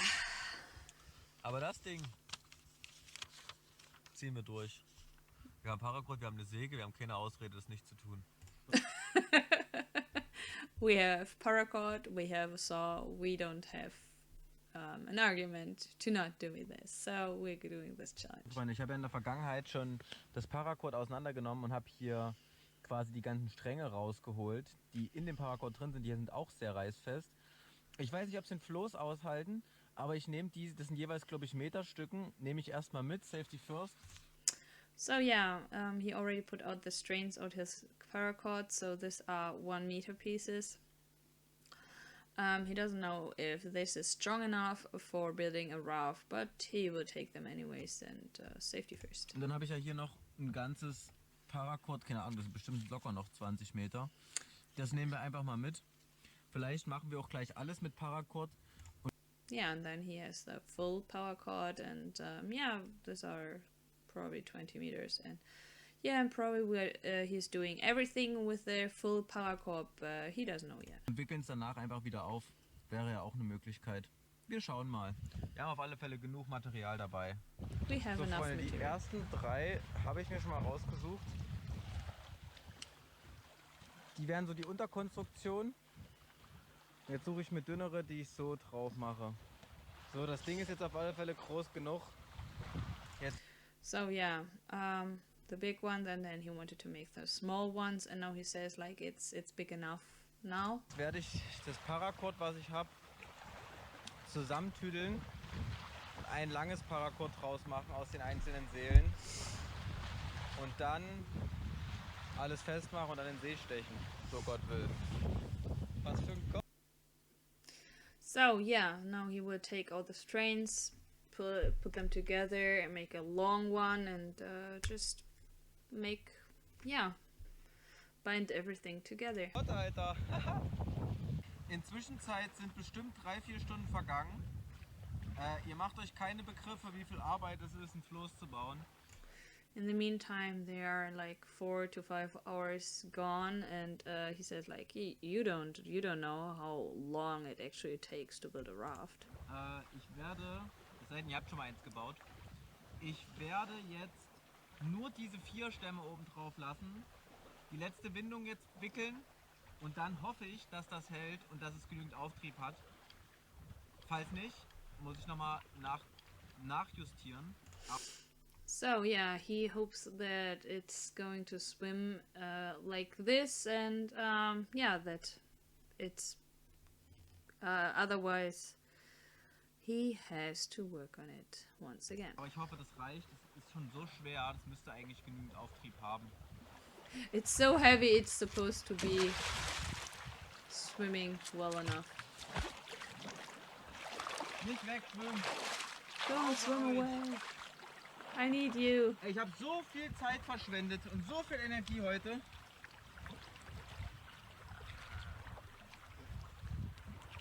I use so much time and so much energy for this. Yeah. Es treibt mich halt nicht. Es ist halt zu schwach. It's not carrying me. It's too weak. Es ist selbst mit zusätzlichem Holz hat es nicht genug Auftrieb. So even with the additional wood, it Und ich habe schon doesn't die carry. übelsten Klopper genommen. And he already Guckt euch took die the Dinger an, with. was ich hier für Zeug verwendet habe. Ganz ehrlich, Leute, ich habe gar keinen Bock mehr. Okay, guys. To be honest, I'm done with this. Null. Ich hatte die Hoffnung, dass die Scheiße schwimmt. Habe ich total unterschätzt. Okay, I hope that this thing is swimming, but I just underestimated or overestimated. Ich wasche mich jetzt mal kurz. Dann geht's raus und dann überlege ich, ob ich weitermache. So I'm going to wash myself, and then I'm thinking about if I will continue or not. Tendenz eher nicht. My tendency is probably Das not. Ding ist halt, diese 7 Punkte könnten vielleicht sogar wirklich über den Sieg bei 7vswild entscheiden. Well, these 7 points are really could could cost the win with a 7vswild. Aber ey, guckt euch die Scheiße doch mal an. Wie viele Stämme soll ich noch sägen? Das habe ich heute alles gesägt, Alter. Das hat schon mal 2-3 Stunden gedauert. But how many stems are I supposed to cut more? This took me like 2-3 hours already, and it's not Ihr working. dürft doch nicht vergessen, ich habe ultra Hunger, ich habe keine Energie, ich habe nichts mehr zu trinken, ich habe eigentlich meine ganzen Bedürfnisse nach hinten gestellt, um das Ding fertig zu machen. And you should keep in your mind, I'm super hungry. I'm super thirsty, and I put all my needs into the background just to finish up this project. Weil ich mir dachte, ja, machst du fertig, dann kannst du den Rest des Tages chillen. Arsch. So, and because he thought like, okay, let's just do it, and then you can relax for the rest of the day, but haha. Lecken, Alter. Da hinten seht ihr den Versuch meines Flosses. Bei dem Versuch wird es auch bleiben. Ich werde es nicht nochmal in Angriff nehmen. So you could see his trial, and it stays with the trial because he won't tackle this once again. Der Floßbau hat mich, keine Ahnung, 5, 6, 7 Stunden gekostet. Extrem viel Energie. So this trial of building the raft has taken him 6, 7, 8 hours, and a lot of energy and Motivation auch auf alle Fälle. motivation. Ich hatte mir es leichter vorgestellt, als es dann doch war. He thought it was much easier than it actually was. Ich hoffe, dass jemand anders von den anderen Jungs ein Floß baut, was funktioniert. Das würde mich sehr freuen. He hopes that the other guys are building a raft that's actually working. That really would he would really enjoy this. Oh. Aber ich kann euch sagen, für mich ist der Tag gelaufen. But for him, this day is over. He would call it a So, day. die Pilzpfanne ist fertig. Mushrooms Ich are done. genieße den Sonnenuntergang. He's enjoying the sunset. Feuer brennt. Fire's burning. So lässt sich's leben. So that's how you are Ja, living. Freunde, kleines Feedback zum Tag. Der Tag hat ganz gut begonnen mit der Floßbau-Challenge. Da habe ich auch erstmal 5, 6 Stunden investiert, habe ein Floß gebaut. Es schwamm leider nicht. War ein kleiner Niederschlag, aber danach bin ich nochmal baden gegangen nackt und habe Yeah, so resume of his day is yeah, he built this raft and but it's not going and yeah, Niederschlag. Yeah, you usually say Niederlage, which is defeat, but he says Niederschlag, and Niederschlag is the meteorological term for rain. So yeah, you see this mind. They are suffering. Festgestellt, dass ich ja aus genau diesem Grund hier bin und nicht zum Floß bauen. Ich habe also meine Freiheit genossen, habe dann nochmal 2 Pilzpfannen gegessen. Ja. So yeah, he enjoyed his freedom and enjoyed 2 pans full of mushrooms and yeah. Der Tag war durchwachsen, ich war 10 So this is why he actually went there. So his day was really auf Toilette. Ich weiß nicht, was mit mir los ist. Ich glaube, mein Körper langsam geht ihm das auf den Sack, dass er nur Pilze und Heidelbeeren kriegt. So yeah, and then he says like, okay, I think my body is messed up or pissed because he just gets some mushrooms and blueberries and it's fed up with it. Und ja, das gefällt ihm, glaube ich, nicht so gut. Ich fühle mich ziemlich schwach abends. And I think my body doesn't like it and I'm feeling pretty weak at night. Jetzt sind es noch 2 Tage und 3 Nächte, oder? So now there are 2 days and 3 nights, or? Morgen ist Tag 6, danach ist Tag 7. Also jetzt noch die Nacht, dann morgen die Nacht danach und dann werden wir abgeholt. Ja. So yeah, he went like, okay, this day, the night, the day, the night, the day, and then we just, the night, and then we will pick it up. Ja, wisst ihr Bescheid. Ich freue mich, wenn es vorbei ist. I'm glad when it's over. Gute Nacht. Good night. Tag 6. So, Ich habe richtig schlecht geschlafen. day 6, I really slept bad. Weil meine Gedanken sich die ganze Zeit... Ich hatte so viele Gedanken im Kopf. Hinzu kommt, dass ich ganz schön Hunger habe. So yeah, he had many thoughts on his mind, so he didn't sleep very good. And then additionally to that, he is pretty hungry. Ja, heute wache ich schon hungrig auf. Today mit wenig he's Schlaf. already waking up with a lot of hunger and less sleep. Friss oder stirb, du bist nicht du, wenn du hungrig bist. And now comes the bug eating challenge. Ich bin nicht hier wegen den Challenges. Tut mir leid, wenn ihr das sehen wollt, wie jemand Maden frisst, dann müsst ihr bei Martin zugucken oder bei Fritz, weiß ich nicht. He says, I'm not here for the challenges, so if you want to see someone eating bugs or larvae or something, then you have to go to look for Fritz or Martin but I'm not the one. Ob die das machen? Das bestärkt mich aber in meiner, warum ich auch nicht schlafen konnte. Und zwar habe ich überlegt, ich habe jetzt endlich eine Variante, wie ich das hier am besten mache. Und mein Gedanke war... So now, well, he thought about it a lot or he thought a lot, and now he, well, feels a little bit more sure about this idea, and yeah. So, yeah. Heute ist ja der Tag 6, morgen ist Tag 7. Und wir sollen theoretisch an Tag 8 abgeholt werden. So yeah, today is day 6 and tomorrow is day 7, and theoretically they will be picked up on day 8. Und zwar, da ich das ja für mich mache, because he's doing it for himself, und weiß, dass die Übernachtungen an sich kein Problem sind, and because he knows that the sleeping is not an issue, habe ich mir überlegt, dass ich morgen an Tag 7 mich abholen lasse. So he decided to get picked up tomorrow on day 7. Abends nach dem Sonnenuntergang. Das heißt, tomorrow, well, so in the evening after the sun has set. Das heißt, dass ich heute mir nochmal einen schönen Tag mache hier.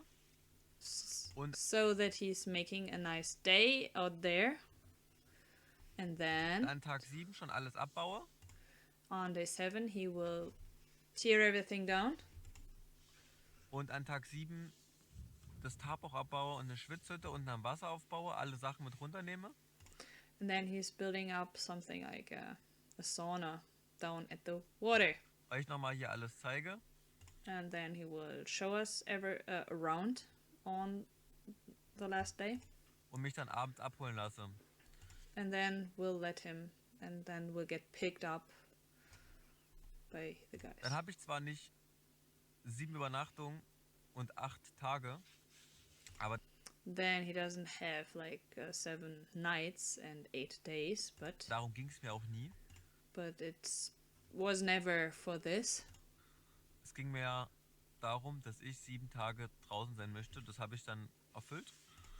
So for him it was that he wanted to stay outside for 7 days, and this is fulfilled then. Ich denke, dass sich da jetzt auch nichts mehr groß dran ändern wird. Der Entschluss.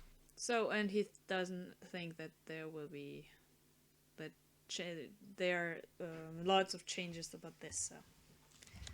Morgen hier die Segel zu streichen und sich morgen Abend nach der Schwitzhütte abholen zu lassen, steht so fest.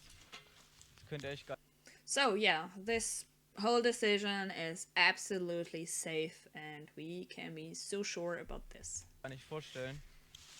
Ich kann euch sagen, es macht mich so glücklich, diese Entscheidung zu treffen.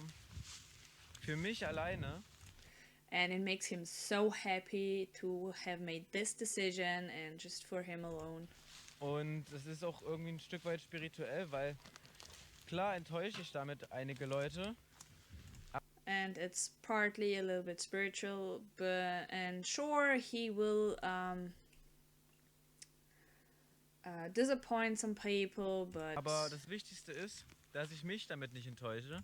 But the most important thing is that he doesn't disappoint himself. Und ich mache mich persönlich damit sehr glücklich. And he makes himself very, very happy with this. Weil ich für mich das, was ich schaffen wollte, die 7 Tage, geschafft habe dann. Und wer weiß, es kann noch alles passieren. Man soll den Tag nicht vor dem Abend loben. Aber weil ich damit super klarkommen werde.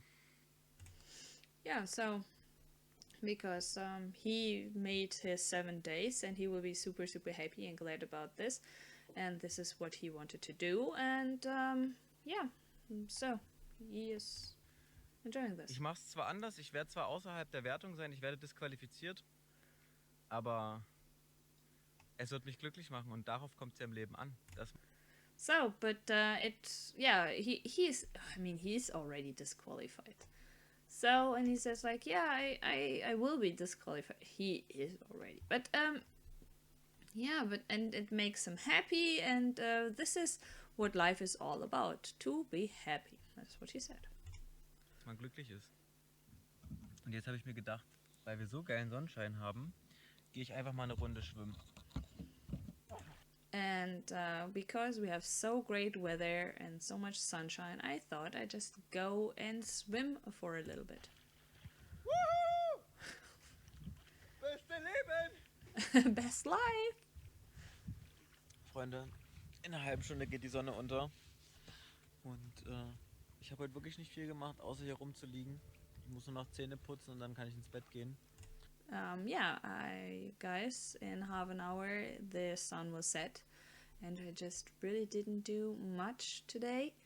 So I laid there all day almost, and I just have to brush my teeth and then go to bed. Ich wollte euch noch was sagen, was mir gerade sehr bewusst geworden ist, weil ich glaube, dass es dem einen oder anderen helfen könnte. Und ich bin eigentlich ein bisschen traurig und wehmütig, dass ich das brauche, um das zu realisieren. So yeah, he wants to say something to us that he just realized, and he's a little bit sad that he needed this whole thing to actually realize it. Erst wenn man ganz alleine ist bei sich. First, only when you're just completely alone, all by yourself. Ohne Handy, ohne Ablenkung von außen. Without a smartphone, without any extraction from the outside.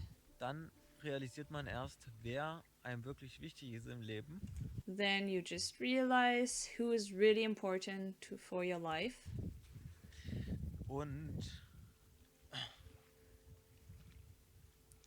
ich muss gerade dran denken, wie viele Momente ich verbracht habe mit Menschen, die mir sehr wichtig sind.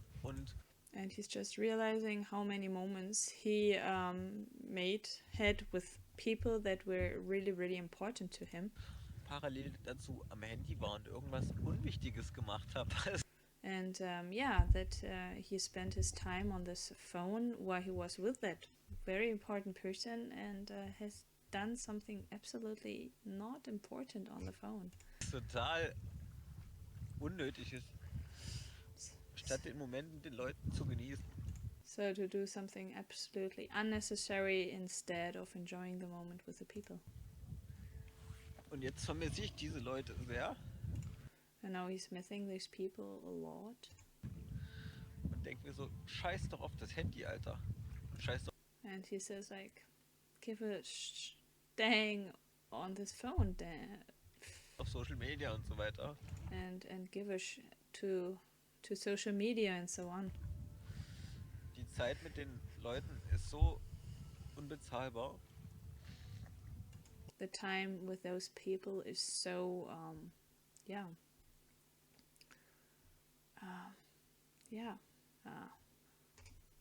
know what I mean. Krass. Great. Oh, incredible. Wow.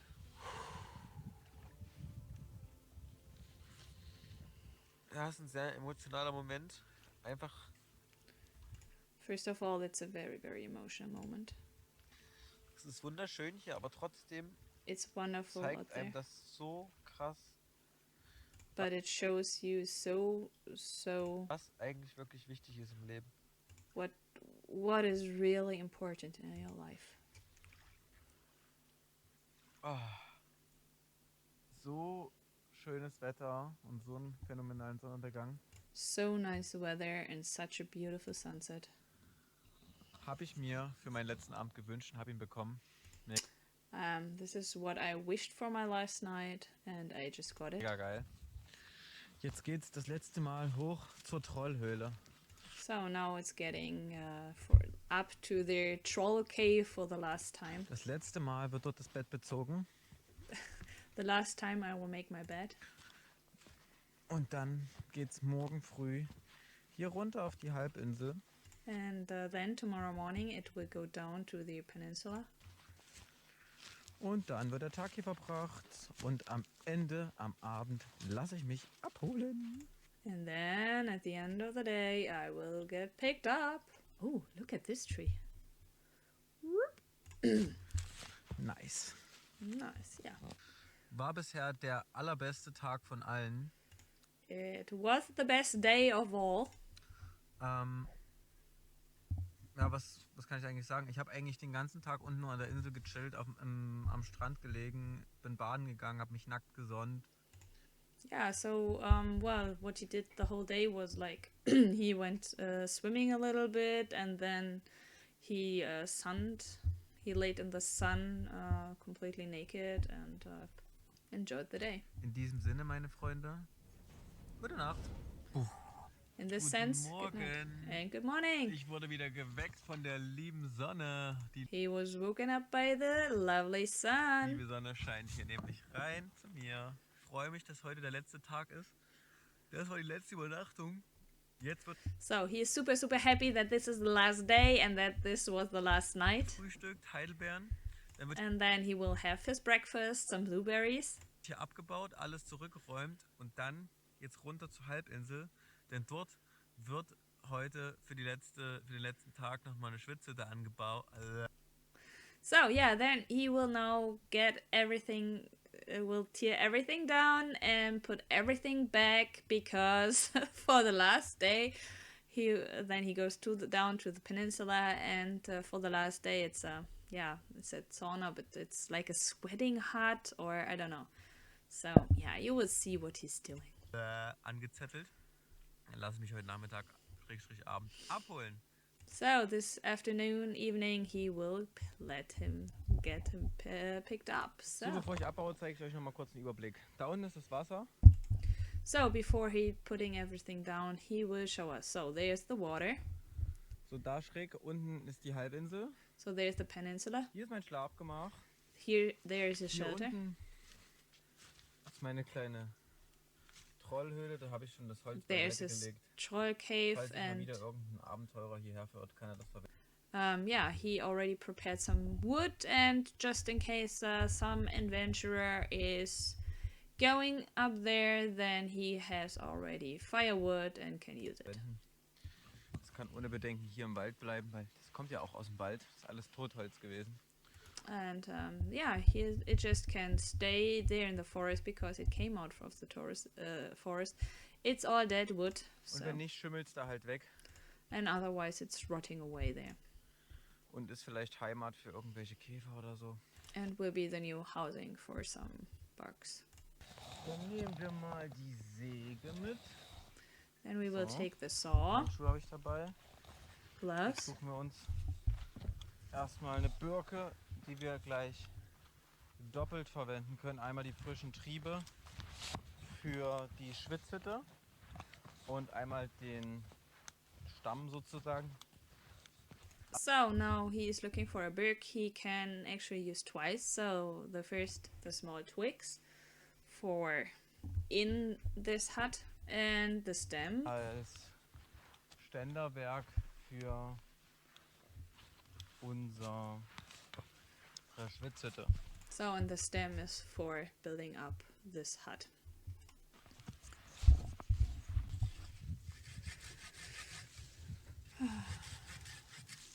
Normalerweise nimmt man dafür warmes Wasser, einen großen Eimer.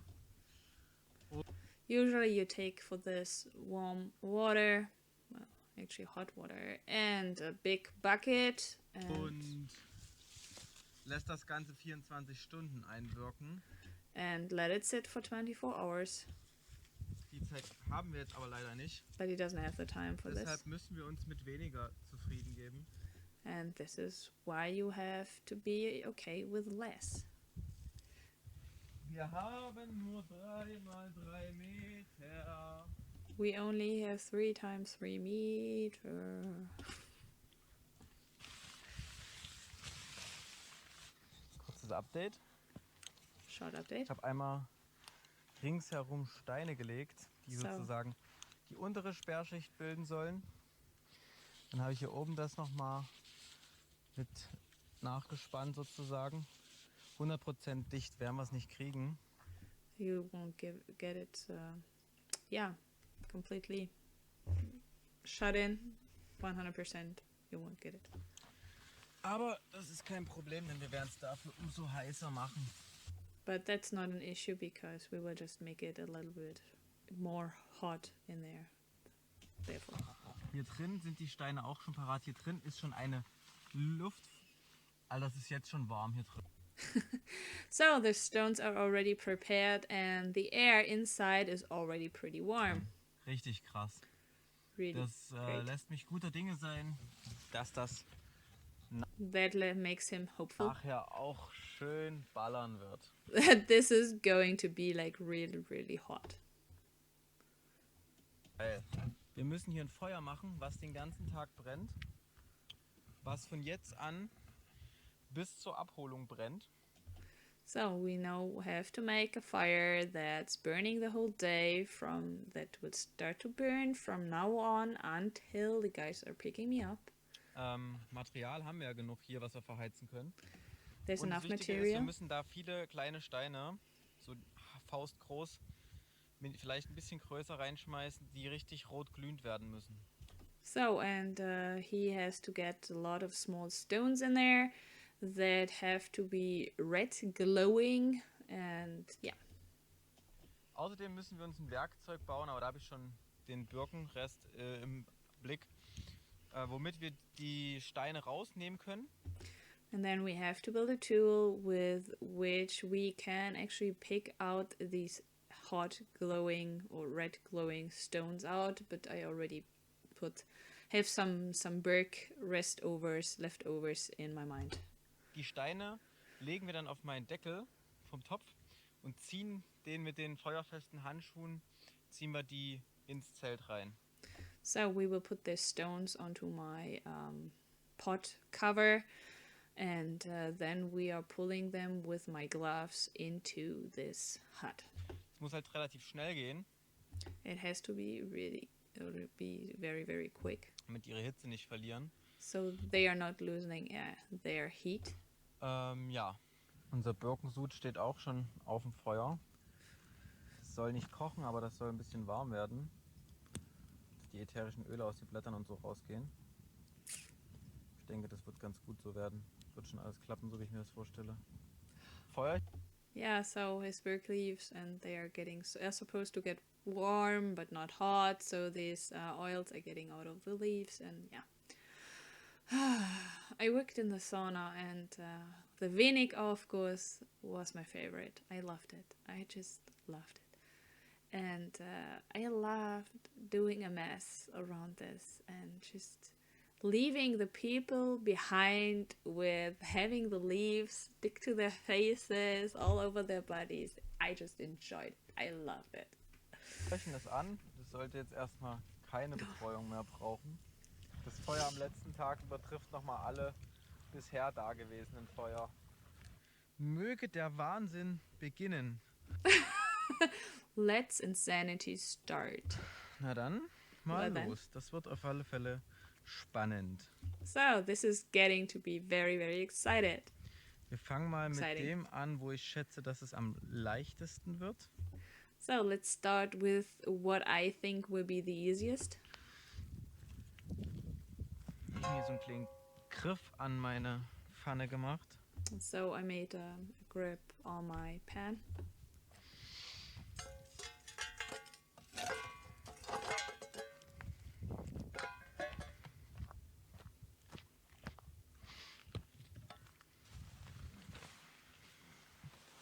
Oh boy.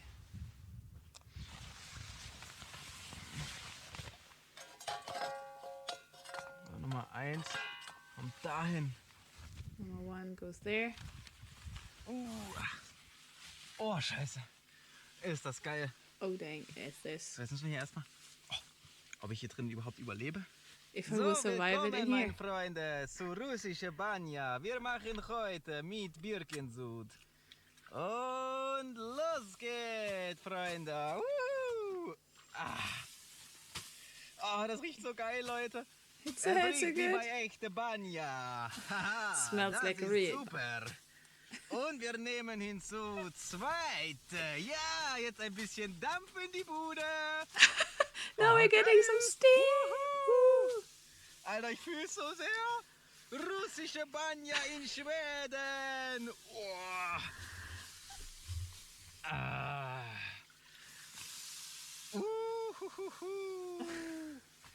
Es funktioniert. Scheiße. Raus. Raus, aber schnell. Oh. Fuck. Oh, scheiße. Leck mich in die Fresse geschissen. War das geil. aber es wurde zum Ende hin so heiß. It was so Ihr macht great, euch but keine Begriffe. it would went so hot at the end. You just can't imagine this.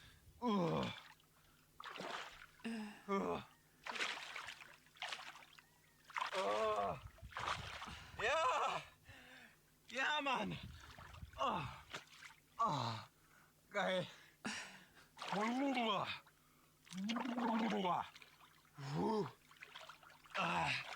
So fühlt sich Leben an, Leute! This is what life feels like. Scheiße. Ja, Mann!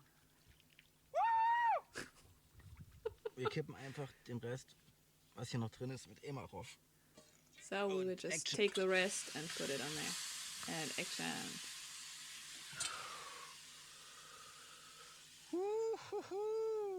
Alter, das steigt hier so hoch. Oh. Gut, Schwitz. This is what you say when this whole thing starts. Meine letzten Worte eigentlich zu der Tour wollte ich draußen machen, aber in der Schwitzhütte kommt es nochmal geiler. Ich habe 7vswild gemacht. Okay, so now he's making his resume in this hut because, well, he said, yeah, I firmly thought I would make it outside, but it comes much, much better in here. So I made 7 Für vs. mich, Wild. ich wollte 7 Tage alleine sein. I made 7 vs. Wild just for me because I wanted to be all alone by myself for 7 7 days. Tage nur das essen, wofür ich sorge. Eating only this, what I can, care for 7 days. 7 Tage. Keine Ablenkung durch Mobilfunk, durch andere Menschen. Einfach nur bei mir sein. So 7 days without any distraction, and just being by myself and just habe mir me. gewisse Fragen mitgenommen, die ich mir gestellt habe. And I took some questions with me and that I asked myself, Die ich inzwischen beantwortet habe. which I just answered to myself. Und ich habe zu mir selbst gefunden in meinem Herzen drin. Es hat mich nochmal so krass gepusht. So I found to myself in my heart, and this has just brought me much, much Ich gehe further. mit so einer Energie raus. Auch jetzt die Banja zieht zwar erstmal körperliche Energie, aber seelische Energie gibt es so viel, hier in Schweden sowas zu machen. So yeah, I mean this whole thing, this banya is taking away body energy, but it's giving back so much emotional and soul energy. To make something like this in Sweden is just. Und ich kann es nur nochmal sagen, es tut mir leid für die Leute, die ich enttäuscht habe, dass ich an Tag 7 abends sage, reicht mir. I'm sorry for those who I'm disappointing when I'm saying at the evening of day 7, okay guys, I'm done. Wie gesagt, ich glaube Fritz, Bommel, Martin, die ziehen durch bis morgen früh. Well, yeah, Fritz, Martin and Bommel will stay there till tomorrow morning, but ich bin leider raus. Was ist but I am out. Leider, ich habe es mir ausgesucht, ich will es auch so. Für mich ist damit yeah, I am, unfortunately I'm out, but what means unfortunately I choose this way. And I mean he's already out, so 7 vs. Wild beendet. Ich werde jetzt nochmal raus in den See gehen, da nehme ich euch mit. Und dann schreien wir nochmal richtig laut. Und dann geht's an Land, kurz trocken am Feuer. Und dann rufe ich die Jungs an, dass sie mich... So, and now he's going to the lake, and he will take us with him, and then he will scream a little bit, or scream as loud as he can, then go back to the land, dry himself off, and then he will call the guys. abholen sollen. That they will So pick. Vielen lieben Dank an jeden Einzelnen, der mich unterstützt hat von euch, egal ob es Nachrichten waren mit Tipps und Tricks. So he's very, very thankful to everybody who gave him, who sent him messages with tips, tricks, and so on. Fritz für das Initiieren dieses Ganzen, dem ganzen Orga-Team. So he's thanking Fritz for this whole thing, for this whole project, and he's thanking the whole Orga team, and so the organization team and Backup-Team, dem Sani, den Medic Medic, allen Leuten, die das hier überhaupt möglich machen, dass man so he thanks everyone who makes this project so possible. eine Infrastruktur im Hintergrund hat, dass ich jetzt anrufen kann und sagen kann, jetzt kommt ein Boot und holt mich ab. So to have such an infrastructure back at his back that he just now can call and actually say, please pick me up. Genau. Also dafür nochmal ein fettes Danke an alle, die zugeschaut haben. Wichtig ist noch, Kanal abonnieren von Fritz. Das wird nicht die letzte Staffel gewesen sein. Das wird auch nicht das letzte Abenteuer mit Fritz gewesen sein. So yeah, and he says like he's super, super grateful, and what is really, really important, I'm with him as well, is to subscribe to Fritz and, well, give him a thumbs up, because this won't be the last season. Yes, a year later we know that this is not the last season. And it won't be his last adventure, so this is great. Und er würde sich richtig freuen, wenn ihr ein Like da lasst, was in die Kommentare schreibt und abonniert. And when you write something into the comments.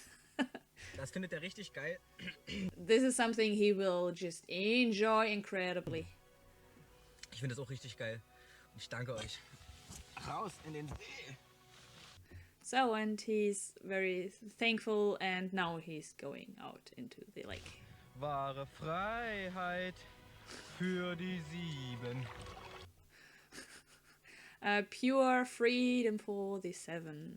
Yeah, no, it's not. It doesn't sound as good in English.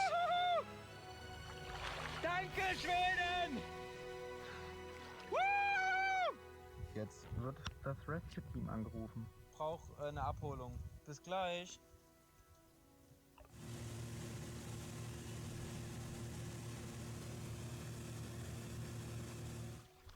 Ich habe mir gerade noch mal schöne Schwitzhütte gegönnt. So, see you later. And now he's enjoying them like, oh, I just made such a sweating hut or sauna. Richtig geil. Really great. Aber jetzt bin ich so ein bisschen so, ich habe das Gefühl, ich muss nach Hause. But now I have this feeling that I just need to go home. Wisst ihr? You know? Ein Tag vorm Ende. One day before the end. Ja. Yes? Hallo Niklas. Hallo Johannes. Hello, Niklas. Oh, hey, Johannes. Wie kommst du, dass du noch freudestrahlend hier am Strand halbnackt stehst? How does it come that you are still standing here half naked at the beach? Na, jetzt wo ihr da seid, geht's mir schon viel besser. Yeah, and smiling, and he says like, yeah, now that you are here, I'm feeling so much better. Das sind noch ein paar getrocknete Pilze. Möchtest du mal einen getrockneten Pilz? Für dich. Those are some dried mushrooms. You want a dried mushroom? Alter, da ist Extra doch welche, die giftig sind. irgendwelche psychedelischen Substanzen hier. No, I'm not taking any psychedelic substances. Also ich bin mir zwischenzeitlich nicht ganz sicher gewesen, ob ich nicht irgendwo einen erwischt habe, der... In between, I wasn't 100% sure if I just might have eaten one of those. Yeah. irgendwie ein bisschen was drin hatte. Who just Ich had? hab übelst Hunger. Schön, dass ihr Pizza macht. I'm incredibly hungry, and it's great that you are doing pizza. Geil, wann ist die fertig? Müssen wir uns When is it done? beeilen? Schön, dass du wieder da bist. It's so nice that you are back. Ja, schön euch wiederzusehen. It's so nice to see you all again. Das beste Leben? Best Noch life? letzte Worte? Ich werde mir jetzt ein Bier aufmachen auf alle Fälle als erstes. You want some last words? Okay, I will open a beer. For very sure. Und ich werde erst morgen duschen gehen. And I will just have my shower tomorrow. Perfekt.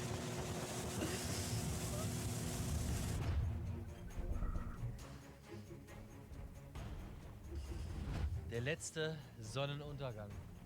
The last sunset. Und morgen früh, ich hoffe, zur gleichen Zeit, zu der ich ausgesetzt worden bin, also so schätzungsweise gegen 6 Uhr, And tomorrow morning, and I hope it's almost the same time when they dropped us off. in I der will Früh be- schon direkt, So like 6 a.m. 6, 7 Uhr, kommt dort hinten das Boot gefahren und holt mich ab. And then like 6, 7 a.m. in the morning, there will be a boat. So like there will be a boat and pick me up. Und da freue ich mich extrem drauf. And I'm so happy, and I'm already looking so much forward to Es war ein this. krasses Projekt. It was an incredible project. Es war irgendwie eine Grenzerfahrung auf einer ganz, ganz anderen Ebene. Nicht im Sinne von durchpowern, durchziehen, bam und reinbeißen. And it was experience on such a different level. It was not like biting and go like bam, bam, bam, but it's Sondern eher im Sinne von Geduld, but more in case of patience, von Isolation, die Of- ich, of isolation. also das, ich glaube, keiner hat mal so eine Isolation je in seinem Leben gemacht. Auf, I think nobody has done such an isolation ever in his life. von euch da draußen. And of you out there. 7 Tage lang komplett isoliert, alleine, 7 days completely isolated, completely on your own, in der Natur in the und nature, auch kein Handy, and no phone, keine Menschen, kein nichts. no humans, no nothing. Nur mit sich allein und seinen Gedanken. Only with you, yourself, and your thoughts. Ich sag's euch, bei mir war es teilweise gruselig. I tell you, for me, with me, it was a little bit scary sometimes. Da sind Sachen im Kopf passiert, wo ich dachte, hör auf, There are things happening in your mind where you just thought, stop it, stop it, stop it. Ganz komische, wirre Gedanken. Very, very crazy and weird thoughts. Aber vielleicht liegt es auch an mir als Person. But it might just is because of me as a person. Auf jeden Fall krasses Projekt bisher. But it was a great, a crazy project. Ich bin jetzt noch sehr gespannt, wie die anderen alles erlebt haben. I'm very, very curious how the others come up and how they experience this whole thing. Und freue mich einfach nur, gleich in den Schlafsack zu steigen I'm just looking forward to go into my sleeping bag und morgen das Ganze zu beenden. and to end this whole thing tomorrow. Und endlich wieder was zu essen. And finally to eat something. Ich habe es heute noch nicht gesagt, Freunde. Ich freue mich auf ihr I haven't said it today. I'm happy about Mrs. Falafel. Okay, ja, Falafel-Döner-Teller Döner-Teller mit mit Pommes, Pommes ordentlich und Soße, Käse. Geimsalat Ach so. und Käse. Ja, so, Falafel, Döner, Fries, Cheese, Sauce. We got it, Fritz. We got it. Muah. Das wird geil. Es wird ein Schmaus. Ich merke, This will be so great. It will be so wie delicious. in meinem Mund anfängt das Wasser zu fließen. I just feel how it will start in my mouth and all this is running. Ich sage ein letztes Mal gute Nacht I'm saying a last time good night. und wir hören uns morgen. Ich werde wahrscheinlich total beschissen schlafen. And well, I say good night and we will see us tomorrow and I'm pretty sure I will sleep very, very bad Die ganze Zeit wach sein and be awake the whole time. und morgen im Dunkeln um 4 aufwachen. And tomorrow it will wake up 4 a.m. in the dark Weil ich aufgeregt bin. because I'm excited. So ist das. Also, That's how it goes. ich genieße noch ein bisschen das Feuer, wummel mich in meinen Schlafsack. So I will just enjoy a little bit more the fire and go and snuggle into my sleeping bag. Und dann bis morgen. And then we'll see us tomorrow. Good night. So I'm not brave enough to go further because I'm pretty sure it's just music. Okay. Wow. This were Niklas 7 days with the last sentence by Fritz. And well, that guy needs your thumbs up and your subscriptions. So, and I will do the last one. And then I hope in a few weeks this season 2 will be done. Woo! Okay, so see you in the next one. I hope you liked my commenting and translating thing and give me a thumbs up and a subscription. And with this, we're seeing us next week for another and the last translation and comment on these 7vswild episodes for season 1. Okay, see you. Bye bye.